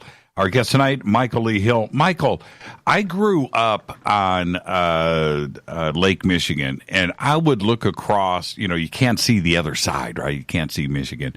And it's just a massive, you know, freshwater lake, and it's right there, part of this chain that we have, the Great Lakes. And I always felt, even, you know, 5 years old, there's something mysterious. You know, it's so deep, it's so big, and it's so large. And then Eric just posted up here in Twitter the monoliths that were photographed underneath Lake Michigan.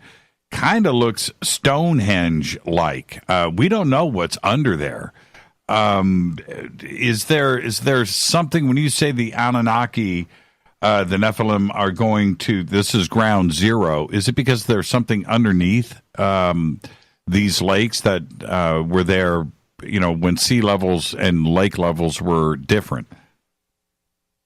The sea level comes into play, but not necessarily, because you know Carmen Bolter, right? Mm-hmm.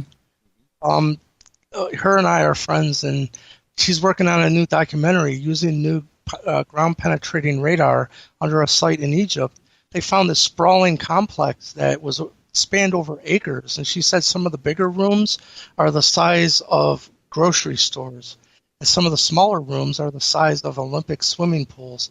And she said if you just took the hallways that connect one room to the next and put them end to end, you'd have over a mile of, I think it's somewhere like 1.2 miles of hallway to walk through just to get from one room to the next. She said that this ground-penetrating radar is so detailed that it can tell the difference between precious metals like gold and silver and make a perfect three-dimensional blueprint of what it's seeing. And they know that these rooms are filled with nothing but gold and artifacts. But that's only at 60 foot. She said at 110 foot was a whole nother level that mirrored the 60 foot level. but there's no hallway that goes from 60 foot to 110 foot. And it's a perfect match and a perfect mirror of the 60-foot level. It's also filled with nothing but artifacts. She said that they believe those were never above ground. They were created underground. Wrap your head around that, you know? Right. But the reason this is so important here is, you know, when I met Graham Hancock, and like I said, his new book is on the mound builders. I shared with him what I can share with you right now, and he was blown away. All this will be in his next book. He said, oh my God, as someone was trying to erase this information, someone, must have been a Templar, recorded the actual treasure map to what happened to the Lost Nation. Here's the deal. The oldest road in this area, guess what it's called? Lost Nation. It's funny, but go to Google Earth and just type in Lost Nation, Ohio. When you get to the end of Lost Nation, if you take a left, you're at the major site of the mound builders there. And it's known because it was actually surveyed in the late 1800s by a gentleman named Whittlesley, that it had walls that were 660 feet long with a huge Cahokia-type pyramid in the middle of it. And it's now been mowed down, and there's a East Lake Middle School that sits on that ground. But if you take a right instead of a left off of Lost Nation, the first road you come to is Tioga. What you do is, when you learn the research, Tioga in Iroquois means entering place, peaceful valley. What I want to tell you with this as well is, you know, a lot of people know Edgar Cayce did a lot of prophecy on the Hall of Records and what's underneath the Sphinx's paw and all that. And it's all about Atlantis. But what people might not realize is Edgar Cayce also was very detailed about what happened to the Atlanteans. And his own words were, the last breakup of Atlantis, because there's actually 3 Earth changes, but the last one was 10,500 years ago. And for the first time, that bloodline left Atlantis and went up into the bottom of the North American continent. The first people they met was the Mayans.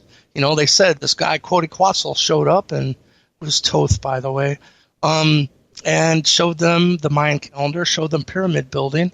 But sooner or later, darkness set in. People thinking that they needed sacrifice, they said, you know what, let's keep moving north. Edgar Cayce said they became known as what is the mound builders, and mainly intertwined into the Iroquois tribe of Indians.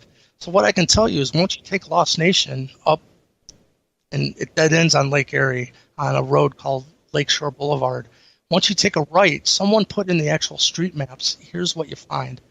Tioga, entry place, Peaceful Valley. The next street you come to is named Cherokee.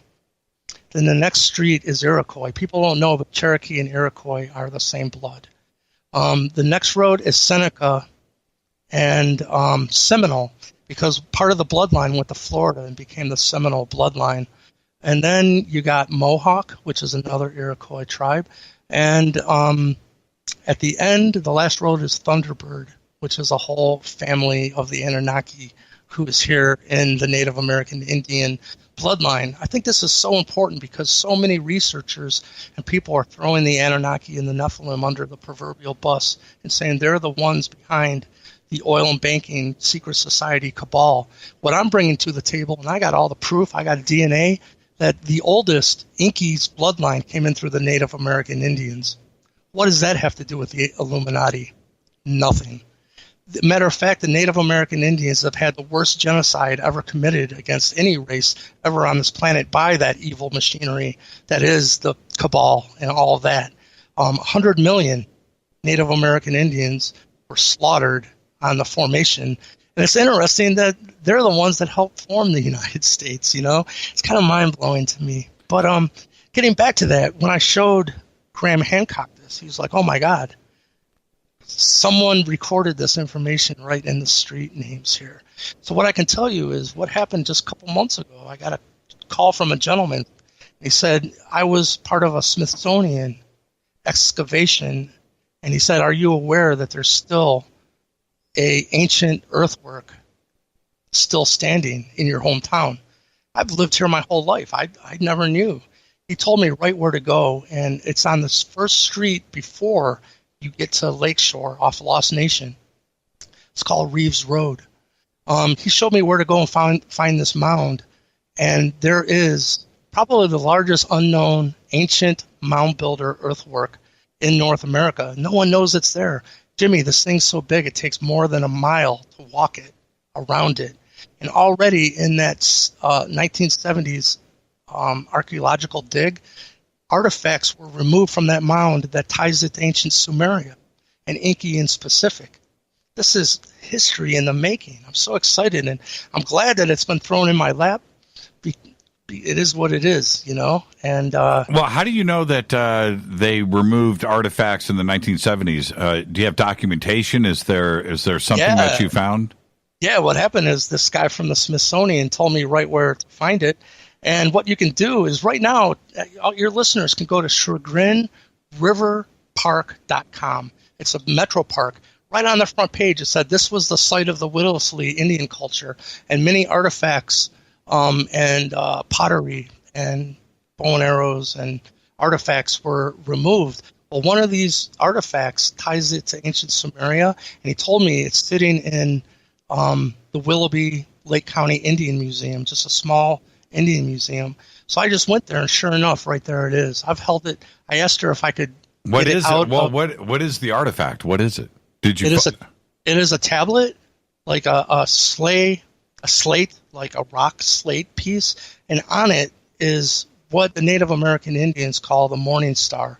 It's like a 4-pointed star that's like a compass, kinda. Right. But if you go back to Sumeria, Inky's holding that in a sphere with humans coming up to him. Yes, he is. And, right. Yeah, and that specific, because of it coming in through the Native American Indian bloodline, a lot of chiefs have it on their headdress.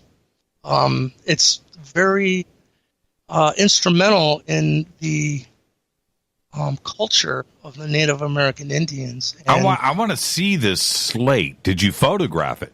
Hell yeah, I did. I asked her because I was told you need to hold this in your hand, and if she won't let you, you got to put your hand over it and bring the energy because it's encoded with information. So I asked the lady, who was this little old lady. By the way, she goes, "Are you aware that the first?" I know this gets crazy. I'm not Mormon, but the first Mormon temple that was actually built by Joseph Smith is here in the same location in Ohio. And she said, "Are you aware that the Mormons send people from all over the planet to come here to see this first Mormon temple? But they also send everyone to that museum to tell them if they want to see actual artifacts from the lost tribe of Israel, that's where to go." The NSA people told me, if you look at the Book of Mormon, not as a religious text, but as the most accurate history book that's not been messed with by the Vatican, that's more like it. And it does tell the story of the migration of the lost tribe of Israel from Egypt to the United States. Now, how big is this slate? It's probably about 5 inches tall by, I don't know, about 4 inches, and there's 4 of them in the museum. But here's the deal. It's pretty much untampered. It's never been hit with ground-penetrating radar, all of it. All of its artifacts are still there. So the History Channel's Thomas Johnson, I'm friends with him because of my work with the Serpent Mound people. He just told me recently, he said, "Michael, we have fourth-dimensional ground-penetrating radar." I don't even know what that is. But he said he's very interested in bringing that team to image this mound site and see exactly what's there. I heard people aren't even going to believe it because this truly is the Hall of Records. Now, what's on top of the mound? Is it still unmolested? Is it just grass? Oh, yeah. It's totally unmolested, and it's been preserved. Next to that, CEI coal power plant has huge electric lines, but someone said you can do whatever you want, but nothing touches this mound. And what it looks like is kind of like a ziggurat, if you're familiar. Sure. So it's stepped on the sides? It just comes up, and then it's a big field, like just flat on the top. And it's huge. Like I said, it takes over a mile to walk around it. Once you're on top of it, it's like 3 football fields lengths long and about 4 football lengths wide. And it's amazing. But you know what's very interesting with this as well is there's a tree that just looks so out of place to me. And sure enough, I did some research, and what it is a Chinese autumn olive tree. And it's not even indigenous to the United States. It's from China, obviously. And it's interesting because what is also going to be revealed is there's a story for the Iroquois tribe of Indians. For a very long time, they were at war with one another for generation after generation. It was an individual that they called the Peacemaker who came over from the Canada side in his magical stone white canoe, by the way. And after a failure of them trying to unite these tribes against an evil war shaman chief, it didn't work out real well. And so this Peacemaker comes over, and because what happened is the tribes united and went after this war chief with the arrow, and they got their butts handed to them. Well, the Peacemaker showed up, and in the story showed them the olive branch, showed them a different way. And they went, and somehow the Peacemaker was able to sway that war chief and change polarity and join this new confederation. And that's why the Iroquois tribe of Indians was even united in the first place. So the olive branch is very integral to the Peacemaker story. No one's ever known, where did that Peacemaker story go down? It was East Lake, Ohio. And the olive tree, I've got good information that the remains of the Peacemaker will be found under that olive tree on that mound. And that's one of my past incarnations. And I've got to see this, and it sounds totally fascinating. But that these slates were removed and are on display, and like you're saying, the 4-pointed star that is in not only the clay tablets, but on some of the what do you call it, the rolls, Dead Sea Scrolls? No, the Sumerian, not the tablets, but the that you roll. Oh man! Well, I know what you mean. Where they would roll it and it would make a print of it, and, like the cuneiform. Yeah, and there's a couple of those. Well, there's many that have the 4-pointed star there. Yeah. I don't know why. I can't remember what you call those that you roll it up. That's part of live radio.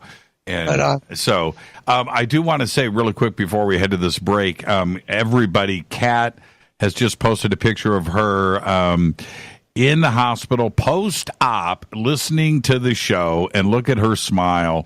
So everybody go and say hello to Kat. I've just retweeted it there.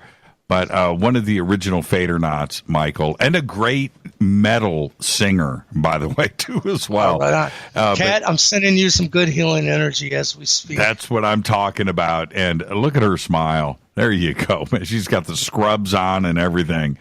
It's got her hospital gown on. The Serpent Mound, I want to go back to that. There is something interesting. I don't know if you talked to Graham about this, and I think he may have mentioned it over the years, but it looks like to me, and Damon Barry talks about this, but there was always something unique about the Serpent Mound. And it looks like the head of the snake or the serpent is either it's got its jaws with a planet or a star. There is something there. It is not, it's not a piece of fruit. That's not what snakes do. It's not an animal.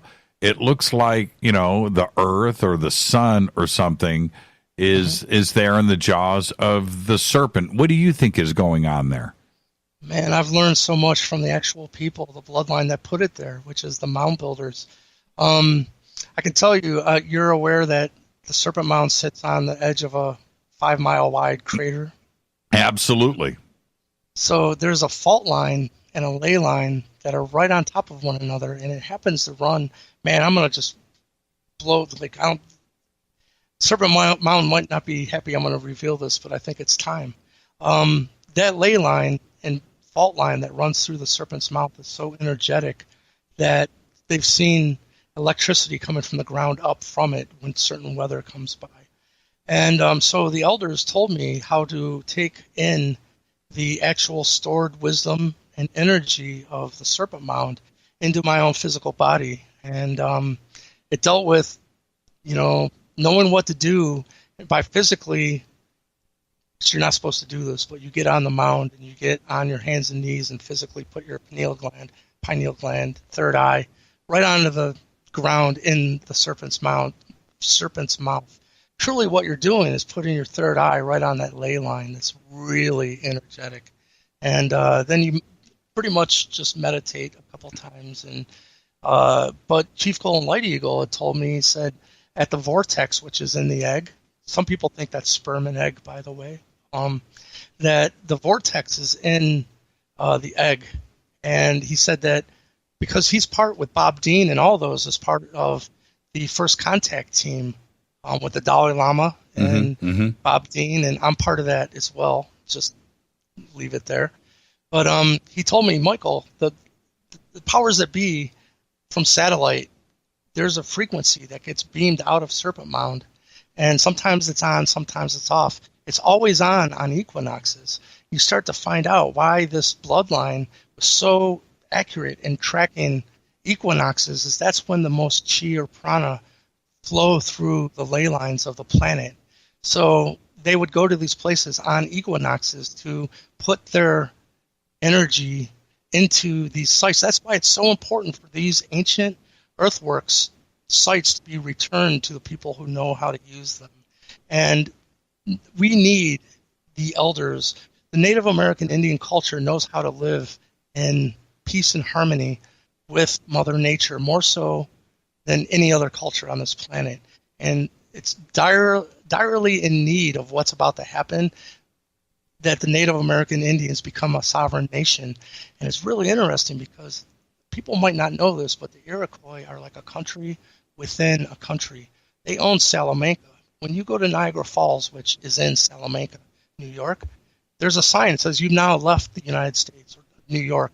You're now under Seneca provision and law. And there's been a toll that's being assessed and it's being paid for by the United States government for your travel through Seneca land. This treaty was up in the late 1990s, and either the United States had to give back Niagara Falls and Salamanca to the Seneca, or they had to redo their treaty. And it was, I believe it was $80 million was given to the Seneca at that point, and there's still $800,000 a year a lease fee for leasing that. And what's interesting is, so it's already under legal precedent and treaty that's being, because someone knows who this bloodline is, obviously. But in this treaty, it says the Iroquois own their own land. What has not been known to mankind is their home base of East Lake, Ohio, it's never been owned by the United States. It's under a treaty already. They just left their home base out of it for now. Think about the ramifications of what I'm revealing. Right. Now, really quick, Sumerian cylinder seals. That's what they're called. And Yes. And I've got a bunch of images here. I'm going to bust these out.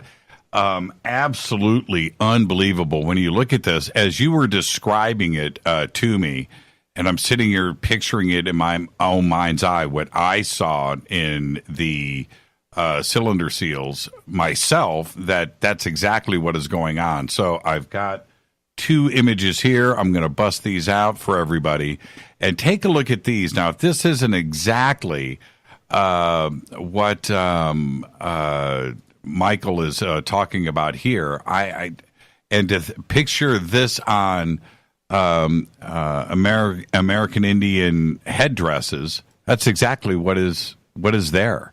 And I've often wondered how, and it's talked about a lot, but how the Anunnaki and the Sumerians knew about this at 3000 BC when they were creating these cylinder seals to see the solar system, to see multiple planets, and to see, we didn't discover Neptune and Uranus until the 20th century.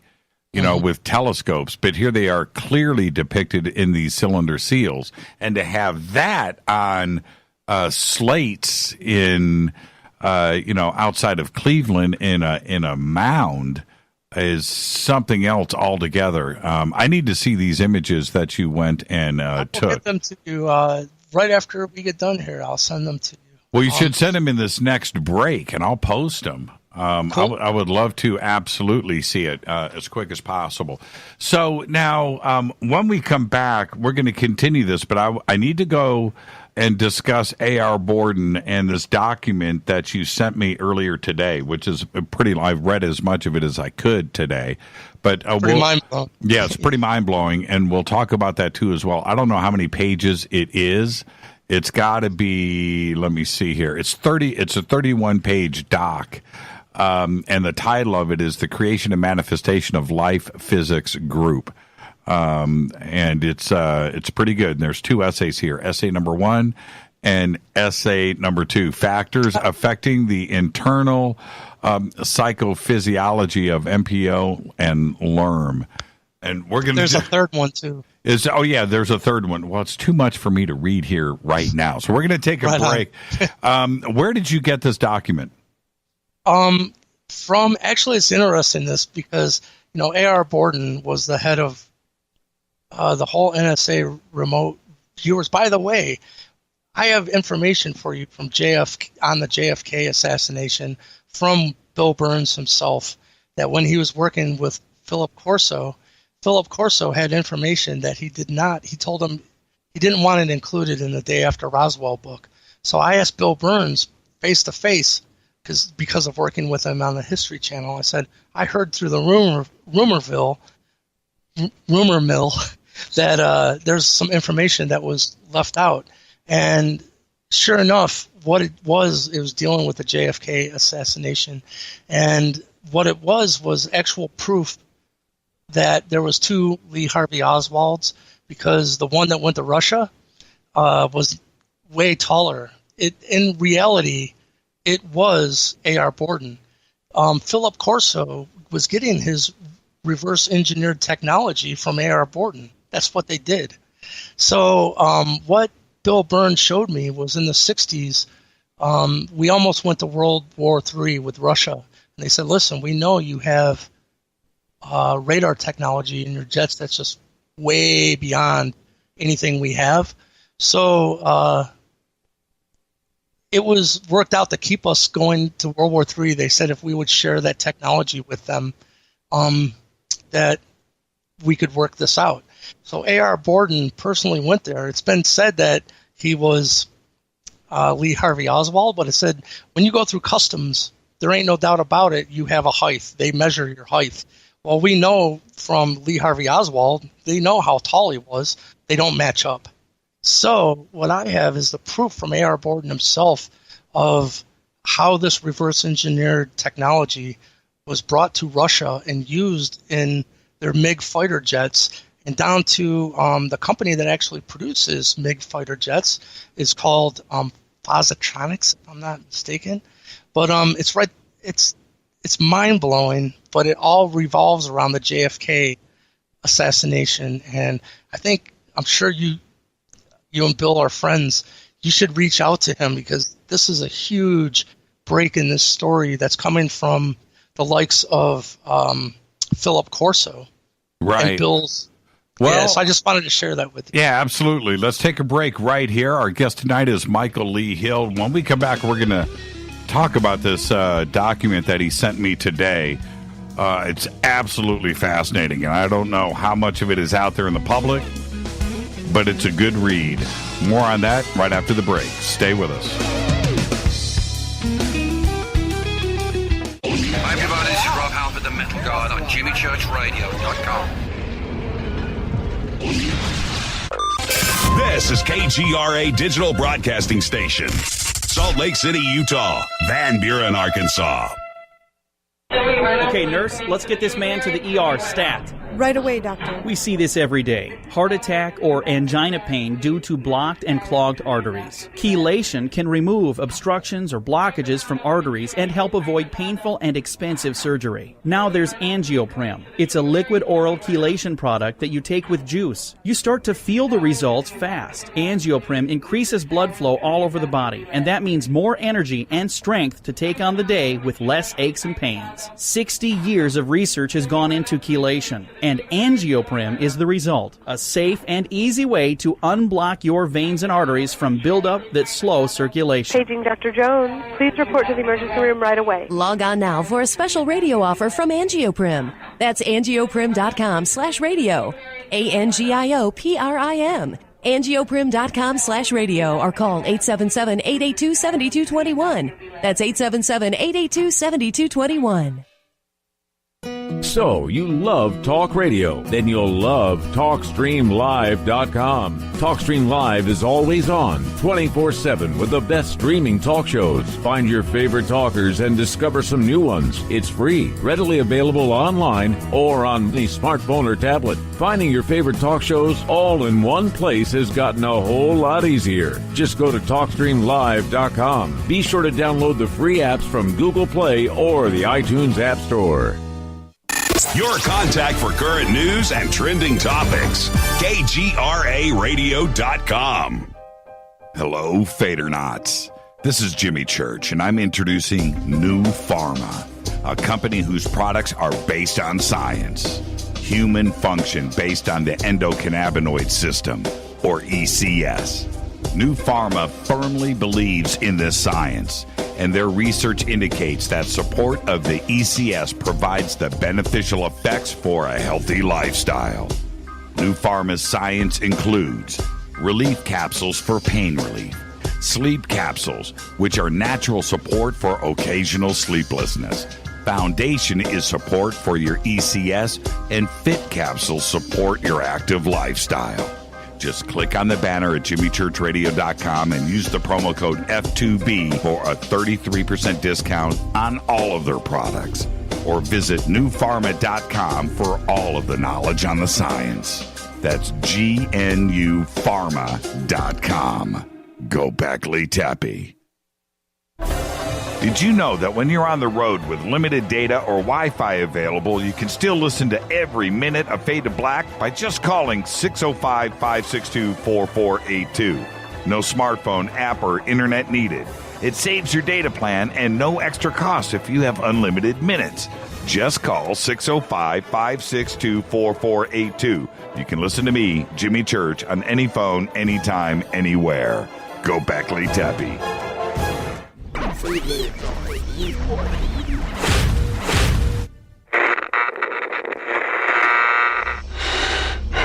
You want to know a secret? I love ponies. I really love ponies. I'm serious. I couldn't stay sane without ponies to brush. Why Fade to Black? Because you never got that pony, damn it. This is Fade to Black with Jimmy Church on the Game Changer Radio Network and KGRA, the Global Radio Alliance.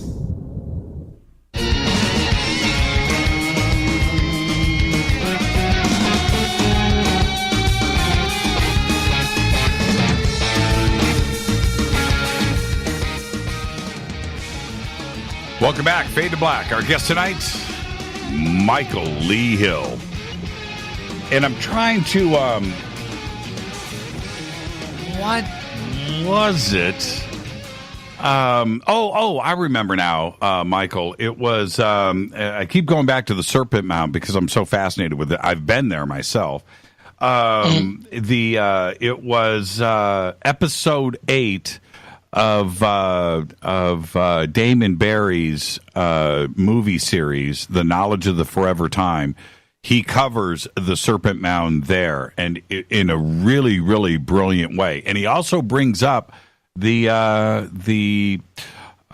cliff right there, the cut, because of the comet or asteroid impact that hit there at some point. That's what they were theorizing, that something had hit there. And it was then marked, and the the cosmic event was there. And he lays it out. I couldn't remember because we discussed it in depth, and I was trying to put it in, but that's what it was. It was the knowledge of the forever time, invitation number 8, where he covers the Serpent Mound in there, and it's really, really, really well done. And if you haven't checked it out, you should. Invitation number 8, the knowledge of the forever time. Okay, now that I got my conscience cleared there, I love the Serpent Mound.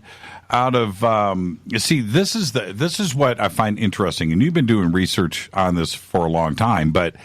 The mounds and the mound builders across the United States, and certainly in the northeast part of the United States, which covers everything from Wisconsin, Illinois, Indiana, Ohio, Pennsylvania, New York. All around the Great Lakes. All around the Great Lakes. When I was a kid, in 8th grade, I took an Indiana history class, and at that time, I think it was like one of those required classes, and I took it. My teacher then, in this book, which was called Indiana History, there was a couple of things that he pointed out there, and one of them we did a couple of weeks on the mound builders, and this was. I'm going to go back. I'm going to say 1976. Okay, that's a long time ago, 1977, right before I went to Panama. And he had clearly said to the class, we don't know. We don't know who built the mounds. We think it was the American Indians and the Indian culture, but we really don't know, and they're all over. And he had marked all of these places in Indiana. And then we covered the Serpent Mound. Now, out of everything in the United States, and a lot of these which were surveyed, like you were talking about, very interesting sites, but nothing tops the Serpent Mound. The Serpent Mound is unique amongst everything. It is one of the most beautiful. It's large, and it's so well preserved, and it's done with intention. It is a remarkable site here in the United States. Indeed. And like I said, go to NPR and type in 2017 eclipse. And NPR was there, and we had a huge ceremony. We had over 1,000 people, and it was pretty profound. I've learned so much. If you want to know, here's the problem. All these people are trying to figure out what Serpent Mound is, and they're not going to the Native American Indian elders who know what it is, People need to start paying attention to who the Native American Indians. They have so much wisdom to share. By the way, I just want to say that morning star shape, what I've been told is it's the geometry of a specific frequency, and using cymatics, which makes frequency visible. Right. That there's a specific frequency that is 432 related that makes a perfect 4-pointed star.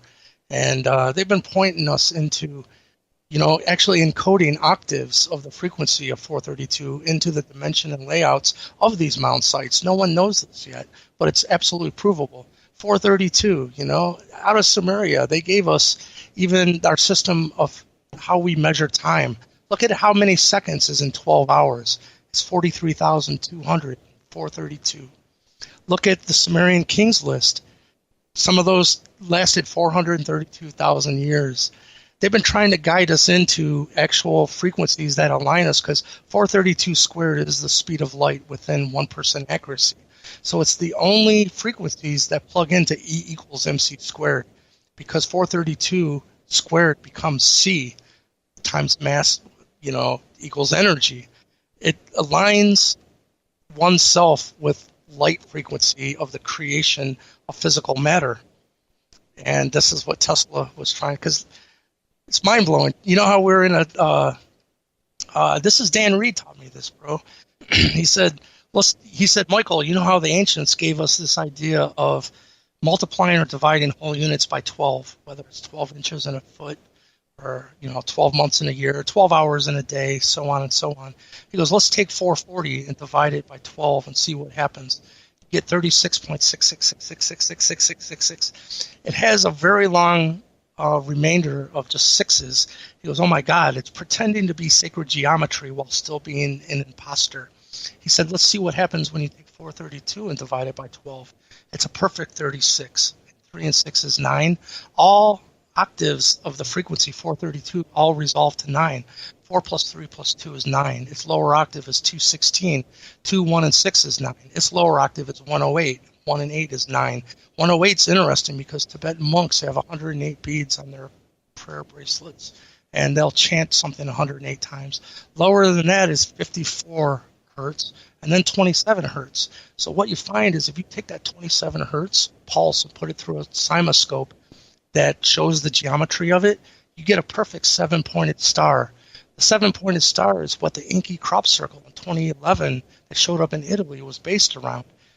They've been trying to pinpoint us, and by the way, the Babylonian world map that sits in a museum is on a 7-pointed star. The Cherokee symbol for their tribe is a 7-pointed star. A 7-pointed star is created by a 27 hertz pulse, scientifically provable. That's 4 octaves below 432. See, I think that this shows you, people are saying that they're here to control us and all this. They've been trying peacefully, waiting for us to wake up to make sense of this data. And now we're right at the verge of it. Well, excuse me, I didn't hit the cough button. Do you have, my new amps arrive tomorrow? And so I think I'm going to shift the guitars here to 432. Do it. And I'm going to check it out. I'm going to go against, a native 440 and go to 432. And I just want to see what this does with the strobo tuners and the tuners and my ear. But I'm going to go. I'm going to go full on into it and see how these amps respond to it as well. I'm gonna do it now. Have you? Is all of your setup at 432? It is now. But I'll tell you what. Like if I go to a musician's night, they're all tuned in 440. Right. And obviously, if I'm at 432 and they're at 440, it's going to sound like a cluster. You know what? Well, yeah, right. So, do you keep one guitar at 440 and everything else at 432? Yes, I do. But I'll tell you what, the instruments are just feel dead now at 440 because if you use a simoscope and pump a 440 pulse through it, there's no geometry. It looks like a puddle of water. But if you just back it off 8 cents, it comes into perfect focus. And there's more information in the signal. Like when I hired Simoscope to image my guitar at 432, when I first started playing this, it sounded like I had a harmonizer pedal going with me. Right. Because there's more, like I said, the only way really to wrap your head around this is if you're just sitting there playing an acoustic guitar and you go to Radio Shack and you get you a decibel level and someone's tuned in 440 and you're 10 foot away from them, you go, okay, the dude's hitting 60 dB at being tuned to A equals 440. Right. By doing nothing more than tuning to your A note down to 432 and tuning everything to that, you'll gain about 1/3 of decibel volume. There's more actual resonation. All the overtones, all the harmonics pop out for the first time ever. Right. Wait till you feel it. Right. Right. Yeah. Right. And it aligns music with a light frequency that actually speaks on a cellular level, according to the scientists at Simoscope. And you spoke of Nassim Harriman. He took my cymatic image of my guitar tuned to 432, which has kind of become famous now, which is kind of cool. He took it under his wing and put it through the Resonance Project. And last time I checked, there was like 3,000 likes and shares, and he wrote a really nice paragraph on why we really should be aligning to galactic frequencies that create perfect geometry. Because if you look at sacred geometry and you start to understand everything is being created from an atom to a galaxy to Fibonacci sequences and golden mean, well, obviously if you find out frequency creates geometry, it's probably important to figure out what frequencies create perfect geometry. Cymatics allows us to do that now, and 432 is the key, and it just so happens the Anunnaki have been trying to guide us into the importance of 432 through 7-pointed stars and crop circles, 432 based physics and mathematics encoded into these actual dimensions and layouts of mound builder sites into our actual timekeeping. It blows my mind, man. Yeah, and man, I could stay on this guitar thing all night. I'm very interested to jump in, feet first into this 432 thing, because it makes a lot of sense. And when I see it with the cymatics and how it's played out and how it comes into focus, that to me is the most important thing. It's got to be doing something directly to your ears. But I want to feel it. I want to feel it through the guitars. I want to see how it resonates. I want to see what it does with the strings. I want to see how it feels through the hands and the picks and everything else, because it's got to do something when it goes into that kind of alignment. I definitely felt a difference, and I think most guitar players did, when I was dropping a quarter step and doing all of that Van Halen stuff back in the mid-'90s, and dropping not to a full detuning, but just dropping things down. Once you got out of the 440 range, I'm telling you, the things just sounded better. They were funner to play. Songs came to life. There was a reason why David Lee Roth sounded so good, man. It wasn't because of Roth. It's because of that drop tuning.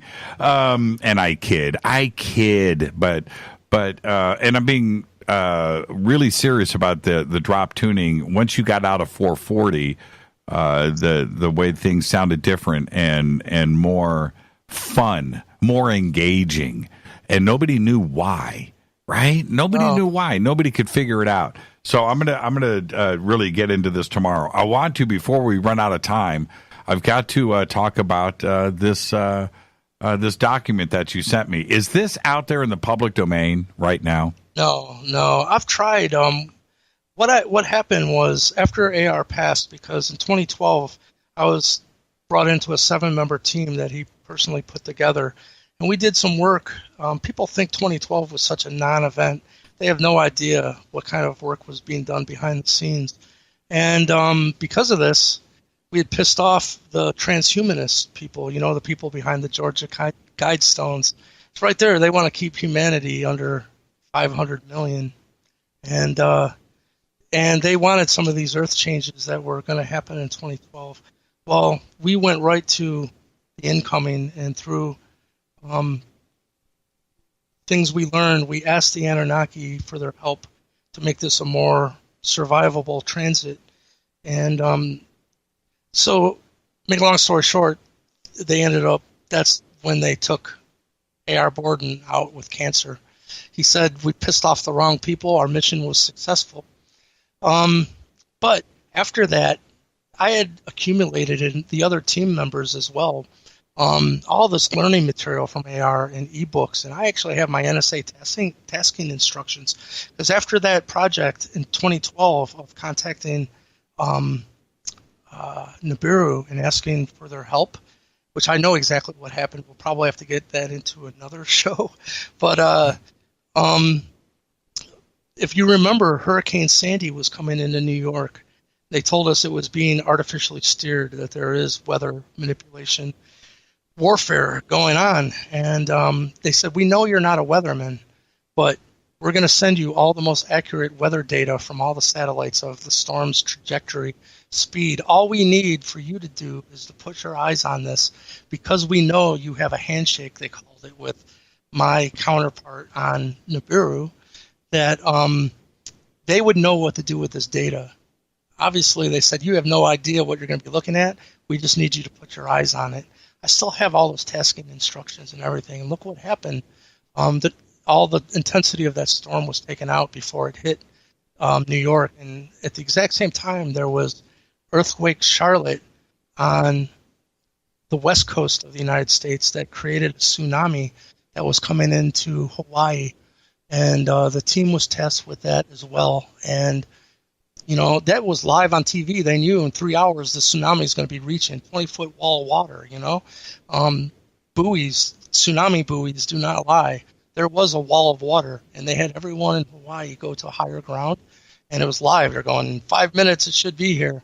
Just little tiny ripples arrived on Hawaii. Right. That was the work of A.R. Borden and myself. And by the way, this work is going to become very important for. I did this myself with the storm that was coming into Florida. I got a lot of the original team members and did the same work just recently. And if you've seen, right when it got to Florida, all the water went out. Storms gain their intensity from feeding off warm water. For the first time ever, all the water receded. The storm's food source was taken away from it, and it reduced its intensity down like it wasn't nearly, still bad, but it was much more survivable than what anyone was forecasting. So humans need to start taking responsibility and knowing that we can take part in what we would consider weather. And the mound builders are very adept at this, of going to these mound sites and working with water and taking electricity out of the air. Mind-blowing stuff. By the way, I just sent you the actual artifact, the Morning Star, and the actual artist depictions of what you're looking at when you look is the artist depiction of the front and back of each thing. I sent you 2 of those, and one actual picture of me holding the Morning Star artifact that was removed from this. Okay, where did you send them? Facebook. Okay, let me pull these up. I'm so this essay just freaks me out. When was the essay written? As I'm opening up this Facebook. It was probably about 10 years ago. AR passed in 2013. Right. I worked with him from 2008 until 2013. That information was given to me. By the way, all your listeners, with me and these other team members, which, by the way, Jimmy, anytime you want, I'm still in contact with all these people, and they're very involved in the UFO field. Karen Kirkpatrick ended working with Edgar Mitchell in that whole movement. She was one of the team members that was put together with this. Anytime you want to do a show and bring these other people in, and you can ask them how they came into the fold and how they met A.R. Borton, they're willing and ready to do that. Yeah, I would love to. I'm looking at, absolutely, we should do that. I'm looking at the drawings here of the slate and the artifact. Okay, so we have the 4-pointed star here. On the opposite side, what is it showing? Okay, wait. Oh man, do we have enough time? What's the hole for in the middle of it? They said some of these would have a rope put around them and they would wear them. But I can tell you, because of being brought into the Star Knowledge family, I showed these pictures to Clifford Mahudi. Mm-hmm. You know? Yeah, of course. Zuni elder. He freaked out. He goes, "Oh, you got to get these to me. This is what I do." Because he recognized that this Morning Star is also on the Zuni, those cliff walls. Matter of fact, I think they showed it on Ancient Aliens when he went and pointed to it. So this ties the same bloodline to the Zuni that we're talking about here in East Lake, Ohio. Yeah, this is an unbelievable artifact. Yeah. That's pretty trippy. That's pretty trippy. I don't see why no, that hole is for something else. It's not to wear it. That would be pretty uncomfortable. It's there for something else. You know what? I'm feeling you. Yeah, you line that up to the sun, you line that up to a star, and you've got a constellation on the back, and you've got directions on both sides. This is pretty interesting, man. There's is real cool. 2 more, too. I just sent you. Yeah, I'm looking at it. Plates. I got photographs of, that's my hand holding the Morning Star one. I can tell you, that artifact almost feels like it's vibrating. Yeah, that's cool. It's that's special. That's special. And no one even knows. And this other one, I would like to see the actual, because this is the drawing of it. But again, there's something being depicted here, and I just can't. These are special. These are really, really, really, really cool. That Morning Star one, though. Wow. Yeah. Wow. Yeah. Wow. Do I have permission to put this in the video tomorrow? Absolutely. Okay. Absolutely. All right. I'm so excited because being able to share all this with Graham Hancock and, truly what's happening is in 2024, that next eclipse comes right over this mound in East Lake, Ohio. We're going to have the biggest revelation, including my marriage and being, because the females are the ones in the Native American Indian culture that make someone a chief. And I will be gaining my chiefdom in 2024. And but think of the 2017 trajectory of the eclipse and the 2024. It creates an X right over the United States. You know where the X is? Where? That like the X marks the spot? It's Cahokia, St. Louis. What I've heard is this bloodline put the Ark of the Covenant is at Cahokia. And all of this will be revealed in 2024. And it all leads to the unveiling of the Hall of Records being in East Lake, Ohio. But what I can tell you is there's a huge rock at this mound site in East Lake, Ohio. I'm talking it's about 3 foot tall. It has those two trajectories of these total eclipses somehow infused into the rock, that it looks like a quartz crystal vein that is so perfect. It looks like it's been done with a ruler, but it goes all the way through the rock. And I'm in the process right now of proving that is the two trajectories of the eclipse. Very exciting times coming up between now and 2024. Now, this the drawings that you sent and the ones that don't have the second artifact. Do you have pictures of the second artifact? Yeah, I got pictures of them all, so you'll know what was going on. In this glass case that they were like, you had to look down through glass on it. Up on the back of the wall, above that display, was these artist depictions, because once it's under the glass and stuff, some of the inscriptions were a little hard to make out. So they did this artist representation of what the guy that was part of this excavation did, these drawings of these. But I'm telling you, it's been untouched. Yeah, I can't wait to see the images. Send it to me after the show tonight. I absolutely will. Oh, man. Very, very cool. I got him up in Twitter right now. Oh, Michael, always great having you on the show. You want to hang out maybe and take some phone calls? Yeah, man. Okay, let's do that. I'm gonna take a break right now. We'll get the phone line set up. 323-825-5045. 323-825-5045 for Michael Lee Hill. This is Fade to Black. I'm your host, Jimmy Church. Fascinating show tonight. Oh, man, I knew it was going to be all this. I'm going to take a break right now. We'll be right back. Stay with us.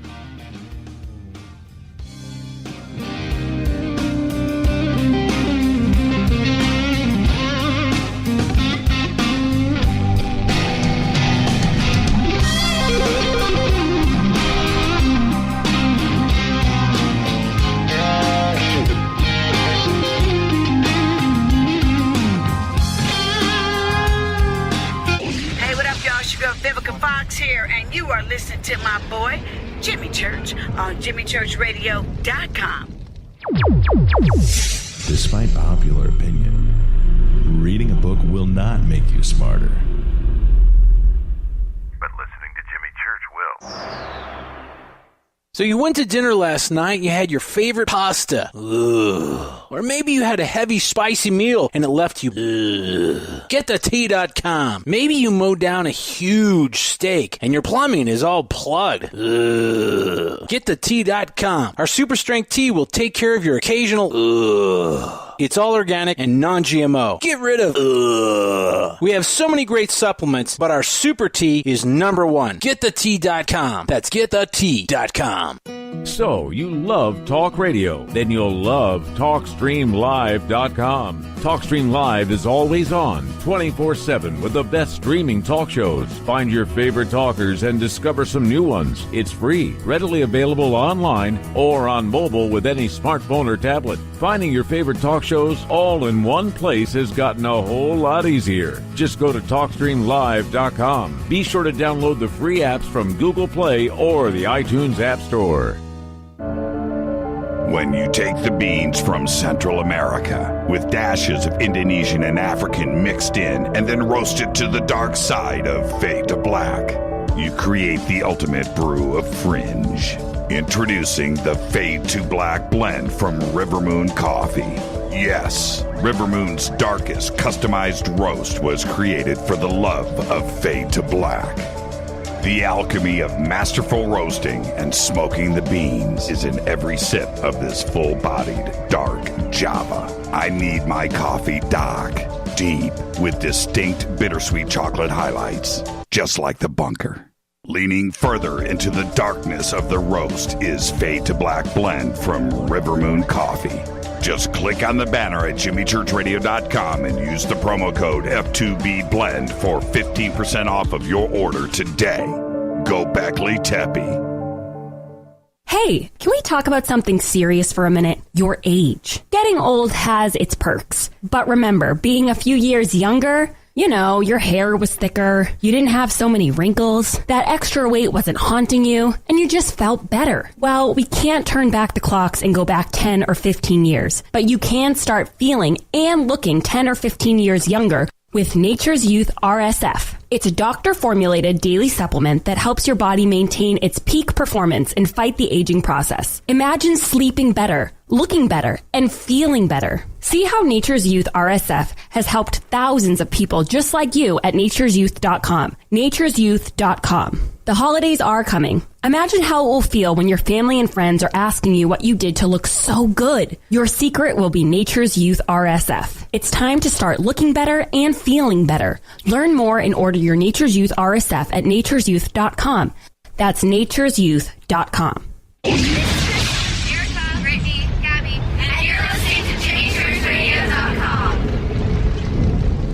It's not a lifestyle we chose. We were born this way. KGRARadio.com.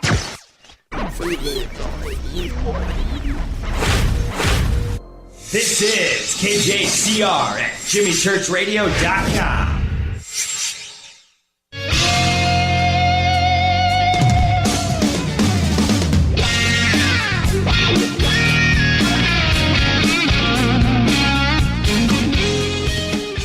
Welcome back, Fade to Black.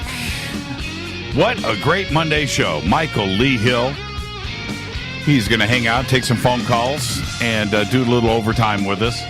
But I wanted to share this breaking news with you. Check this out.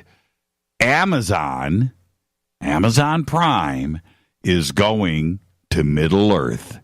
That's right. Amazon announced today it's bringing The Lord of the Rings to television. With a multiple season commitment, the television series will take place before the feature film in 2001, The Fellowship of the Ring, which kicks off the trilogy, as we all know.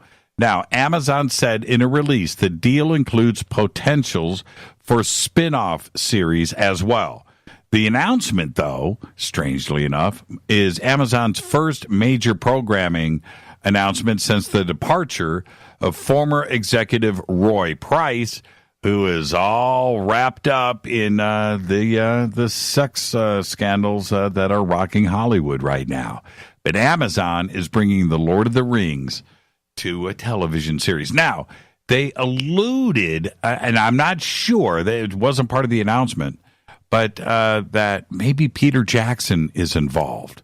Now, how cool would that be? Okay? All right, so it's going to be as good as Amazon is, you know, that the technical level of the special effects and the way that this is going to be shot is going to be second to none. Also, over the last month, and I know you've been seeing this too as well, the X-Files is coming back in 2018, and they've been leaking a lot of how do I want to say this? Footage of the new series, and it looks pretty good. So we've got a lot of stuff that is right around the corner here that, you know, this is stuff that I enjoy.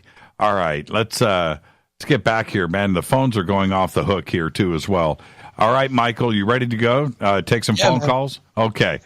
Love your bumper music, by the way. That's, you know what's great? That's Doug Aldrich, right?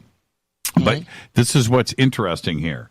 Is the drummer and bass player are from Steve Vai's band when he cut Alien Love Secrets.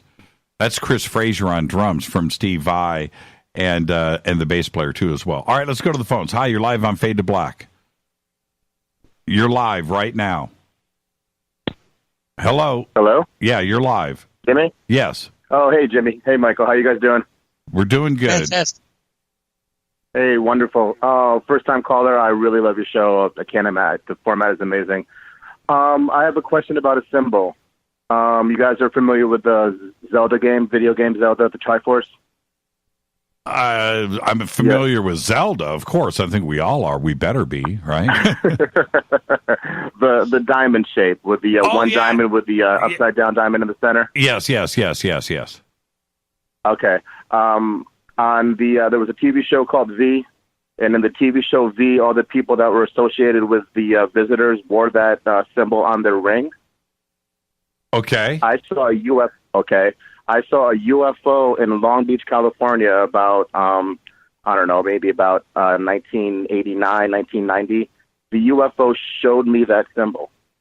Really? It came across, it showed me that symbol. There was actually a person across the street that witnessed it, so it was confirmed. I've never been able to find out what the meaning of that symbol is. Do you guys have any insight? No, and I'm looking at it here. That is, just looking at that is so, how do I want to say that? All the symbolism that you could want is in that. Right? Yeah. I mean, it's all agree. there. It's got a lot of action going on there. And I'm looking at it here. I haven't seen it in a while. But now that because Zelda's going back 20 years, right? Yeah. The 30th anniversary edition of The Legend of Zelda is out. So there you go. So 30 years. Knowing what I know now when it comes to symbolism and looking at this, there is a lot going on there. But you're saying that you were shown this by an ET craft. I'm assuming it was an ET craft. I mean, it could have been one of ours, but I don't know why one of ours would actually take the time to show me a symbol. Right. Well, I'm looking at the V ring here too, as well. I'm looking at it. You're absolutely right. It's pretty dang close. Yeah. Wow. It is pretty close to being the same. I'm hoping maybe some of the Fadernauts will have some insight, and they'll tweet that to you, and I can get some. And maybe if you find anything out, maybe you can bring it up on a later show. But I'm mystified because you see it everywhere. Yeah, people use it everywhere. Yeah, it's on buildings. I mean, it's all over the planet. Right. But I've never heard definitively what it means. Wow, and there's coffee cups for sale with this symbol on it too, as well. I got to get me one of those. It's everywhere. What's your name? My name is David. I'm sorry. Yeah, thank you so much, David, for the phone call. First-time caller, man, and you know how much we love that. Don't be a stranger. Thank you. All right. Have a great night, guys. Yeah, you too. Man, what a great phone call there, Michael. And I didn't even give you a chance to talk to him, but I'm looking at these symbols here. Are you familiar with this Zelda symbol? I am not. I kind of skipped the whole game thing. I went right to Oddworld, if you know that show. But, the game, I mean. Yeah, but I'm not real familiar with Zelda. Well, when I would say after the show tonight, creates geometry. After the show tonight, just go and look up the Zelda symbols. You'll see a whole collection of them, and then switch over to the television show V and type in ring. And you'll see it's exactly the same. It's but it's got all the symbolism in there that you could ever want, man. It's got the Anunnaki wings, and it's all in there, man. Pyramids, the eye. That's pretty trippy. I've never known that. Let's go back to the phones. Hi, you're live on Fade to Black. Who's calling? Hey, what's up? This is Dustin from Texas. Hey, Dustin from Texas. Say hi to Michael Lee Hill. Hey, Michael Lee Hill. How you doing tonight? Doing fantastic. How you doing, Dustin? I'm doing very good. Just working as usual. I just have a question about I've been, reading a lot of stuff, see a lot of stuff about the triangles being government, ours rather than theirs. What do you think about that? Well, I just posted a video on my wall that Bob Dean released that Eisenhower met with 4 different races of extraterrestrials in 1952. This is pretty well known now and accurate. But it was Bob Dean who revealed that the Anunnaki was one of those races. And this is in 1952. I asked A.R. Borden about this, and he said that they wanted to help mankind get to unlimited free energy, but had to be careful about how it was done. But they said you need to get rid of your nuclear power ambitions because you don't know what you're dealing with. And we're not invaders. We're not going to come and just take over. But they said you need to get rid of your nuclear power ambitions. And the Greys did not make that stipulation and said, matter of fact, if you let us abduct people, we will even give you reverse engineered technology. So I asked A.R. Borden, I said, what's it going to take to get another offer on the table? Because we could use their help. Look at Fukushima. They knew what they're talking about. And look at all the UFOs that come down, and they take out silos, nuclear missiles, and make them go into no-go. And all these, like Stephen Greer's disclosure project of these Army officials saying, we've been shooting off these missiles, and a UFO comes, and it's a nuclear warhead, dummy, and it gets shot by a laser and flips out of the sky. The reason I'm telling you all this is, he said, what makes you think we didn't go into technology transfer programs with them right then in 1952? That it just didn't go public. But he said, where do you think LERM and NPO and ENS, which is electrical neural sensing? Imagine remote viewing with Anunnaki technology, assisted remote viewing. It's a reality. So just because our government has triangular craft, it's reverse engineered with the help of the Anunnaki anyhow. So the line of what's ours and theirs is pretty blurry. Yeah, it'd be hard to tell. And if you have time, could I ask one more question? Yeah, go ahead, Dustin, real quick. Okay. I've seen these orbs before. They come at you, kind of looks like a shooting star for a little bit, and then they break off. I can't wrap my mind around that type of technology. Is there any sort of way that you can explain it? Do you know more about it? Because it just blows my mind just thinking about that stuff. Well, I'll tell you what. Go to my website. It's michaelleehill.net. And go to my blog section. I have actual, the UK Ministry of Defense said the real deal are these orbs of light, and somehow they can divide and become into two, and then another one will almost like cellularly divide and become three. Like I said, it's always 3s, 6s, and 9s, right? Yeah, yes, sir. Yeah, so it's all there. Go to my website and start perusing my blog section, and you'll get a lot of info. I've released some very detailed info at my website. Sounds good. Yeah.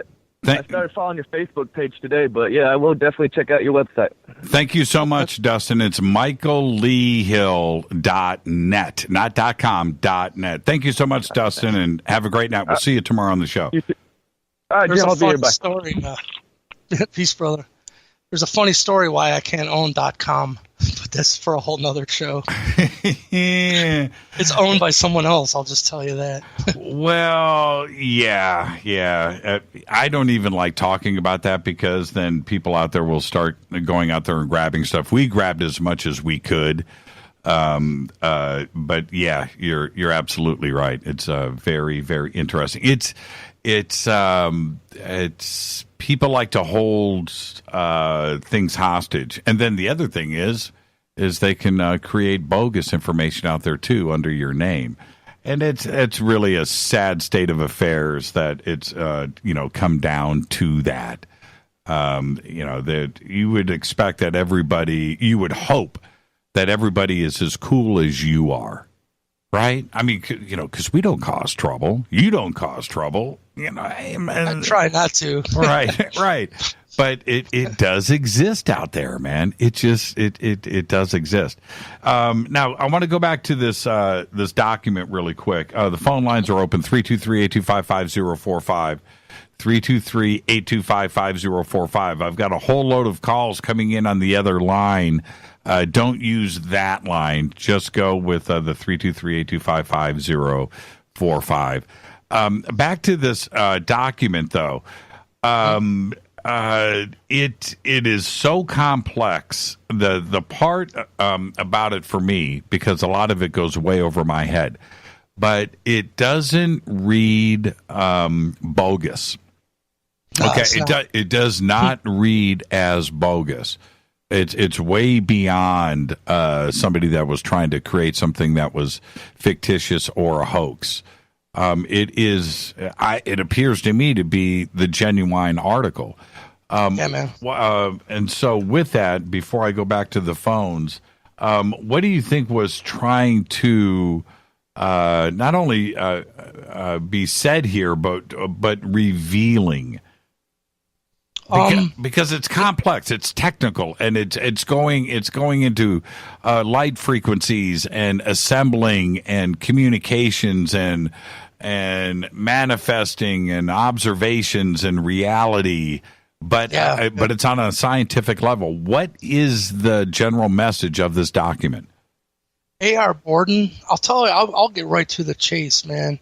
For the people that are really studying the Anunnaki, there was an individual named Gelzu who was not Anunnaki. He was said to be an ambassador from all that is. And when he showed up, both Enlil, Enki, and Anu of the Anunnaki sat their butts down and took counsel. And A.R. Borden was this person, Gelzu. I am Ea Enki. And he said, Michael, I stand behind you now. In many other incarnations, I did not stand behind you because you became an idiot. It's his own words. But so A.R. Borden was this character. When you look into who the Anunnaki are, if people want to look into this, type in Gelzu and Sasha Lesson. Because Sasha studied under Zechariah Sitchin, and Zechariah Sitchin handed the what's that called in a relay race? Baton. The baton. Right. Yeah, he handed it off to Sasha and Janet Lesson. And he has done a lot of releasing on who Gelzu. You'll never understand the Anunnaki story unless you look into who Gelzu is. What I'm telling you is Gelzu was A.R. Borden in a physical incarnation. And in the late 1950s, because of him being the head of these reverse engineered programs and coming into contact with the Anunnaki, he was the first one that had intelligence acceleration software that was Anunnaki based used on himself. And because of that, he became one of the most intelligent person, quantum physicist. But between us all here, that same technology was used on myself and the team. And it made one member go insane because if you got a lot of garbage still left in your belief system, right? Shadow work, it will. And this person had a military upbringing that their mind had been compartmentalized. And so there's a lot of shadow stuff that was kept away. Well, once that governor of what your conscious mind is taking in and your unconscious, because like it says 15 bits of information your waking state consciousness brings in. And you can prove this by taking a strobe light. And once they say the highest you can go is 27 frames per second. Right. And a strobe light, once you hit 27 frames per second, it turns into a solid white light.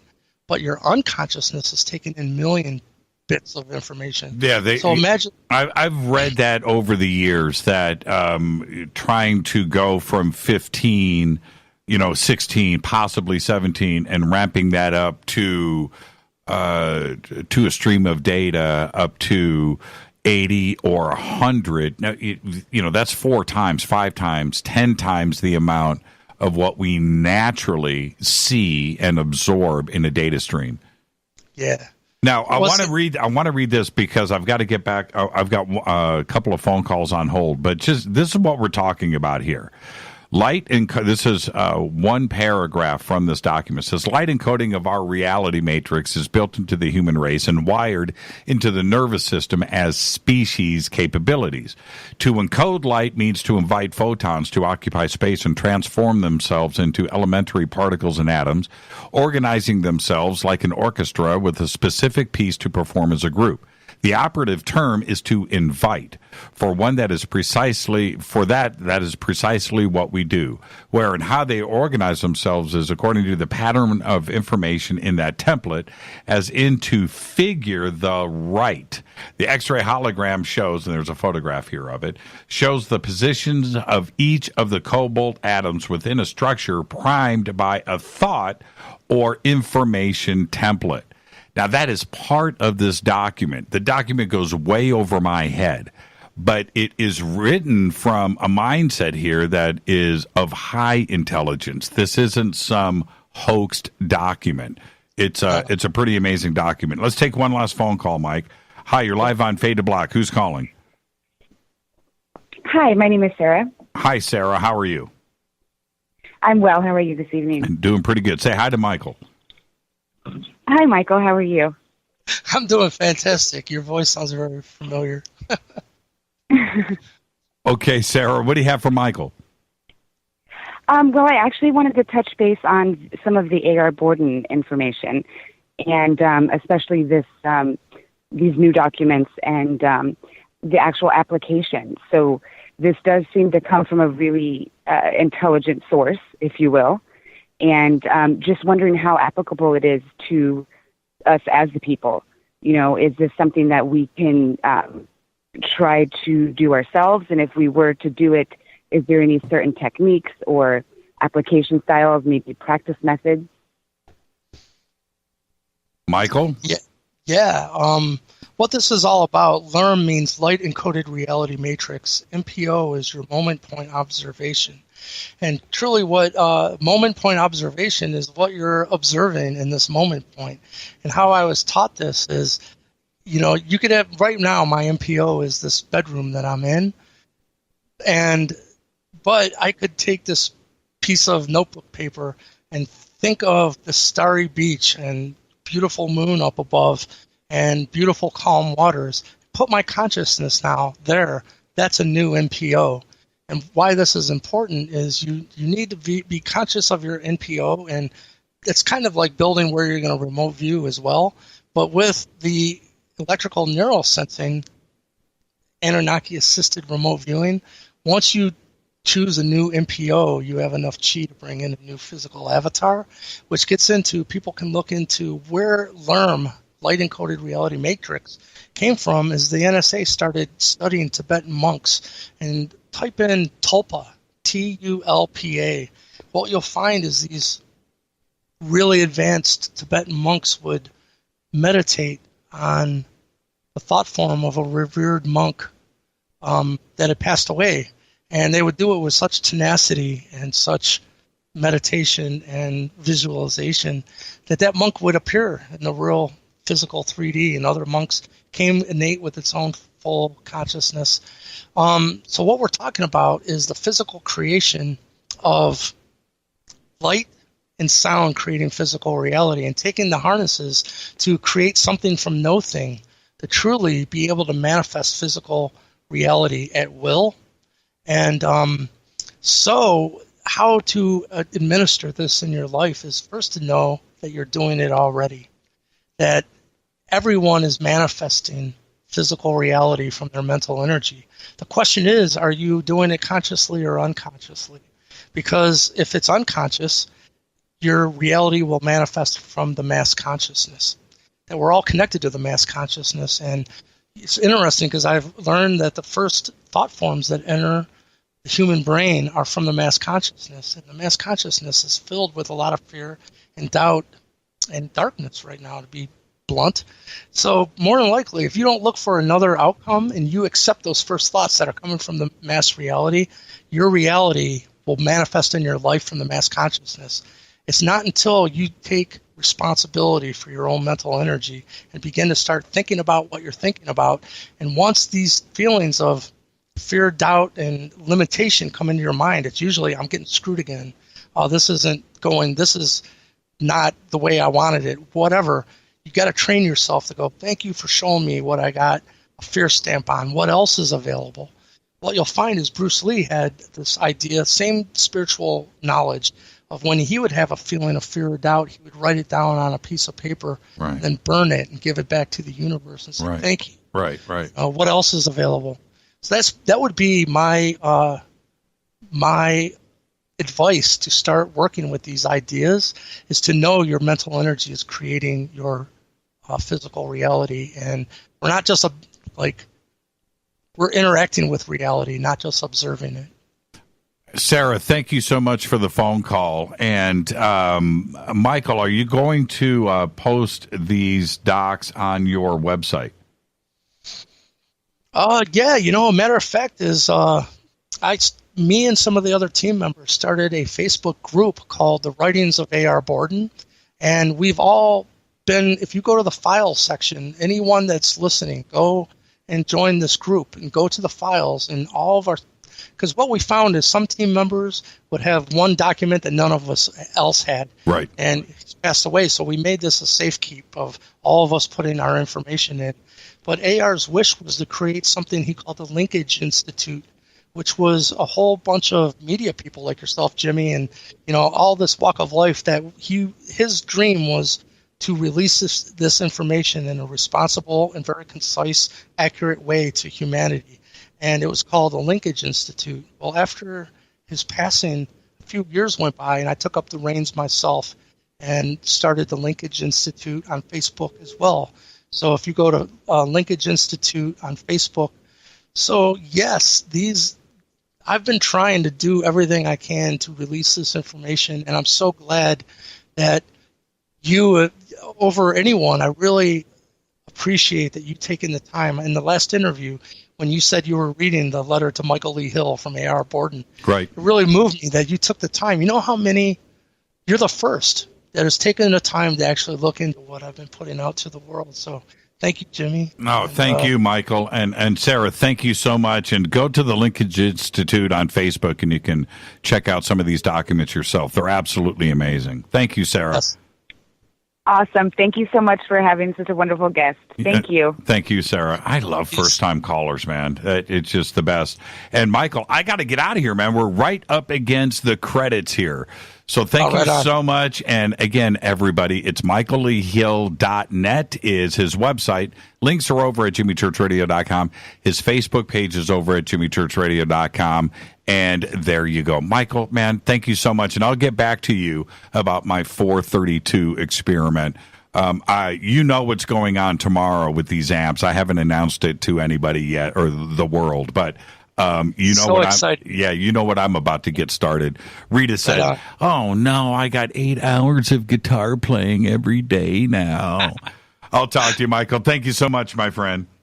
Right on. Peace. Thank you for having me, Jimmy. You got it. Michael Lee Hill, everybody. Again, it's michaelleehill.net, and his Facebook page is right there at jimmychurchradio.com. With that concludes another great Monday, kicking off this week here on Fade to Black. Thank you so much to Michael Lee Hill, and of course, Fade to Black's executive producer is Rita Kamarian. Show is produced by Hilton J. Paul, Mark T. Kovar, LJ3, Renee Jonas. Thank you, Dennis. Thank you, Bob. Announcers are Steve Harder, Gene Vitoa, Mark D. Kovar, Fady by Dale, Webmaster Drew the Geek. Music, Doug Aldrich. Intro, Spaceboy, spaceboymusic.com. Fade to Black is produced by KJCR for the Game Changer Network, and syndication is KGRA, The Planet. This broadcast is owned and copyrighted 2017 by Fade to Black and the Game Changer Network. It cannot be rebroadcast, downloaded, copied, or used anywhere in the known universe without written permission from Fade to Black or the Game Changer Network. I'm your host, Jimmy Church. Tomorrow night, right here, Daniel P. Sheehan, live from Standing Rock. Follow me on Twitter at JChurchRadio. Very special thanks to Michael Lee Hill. I'll see everybody tomorrow night right here. But until then, everybody be safe. Go Backley Tapping.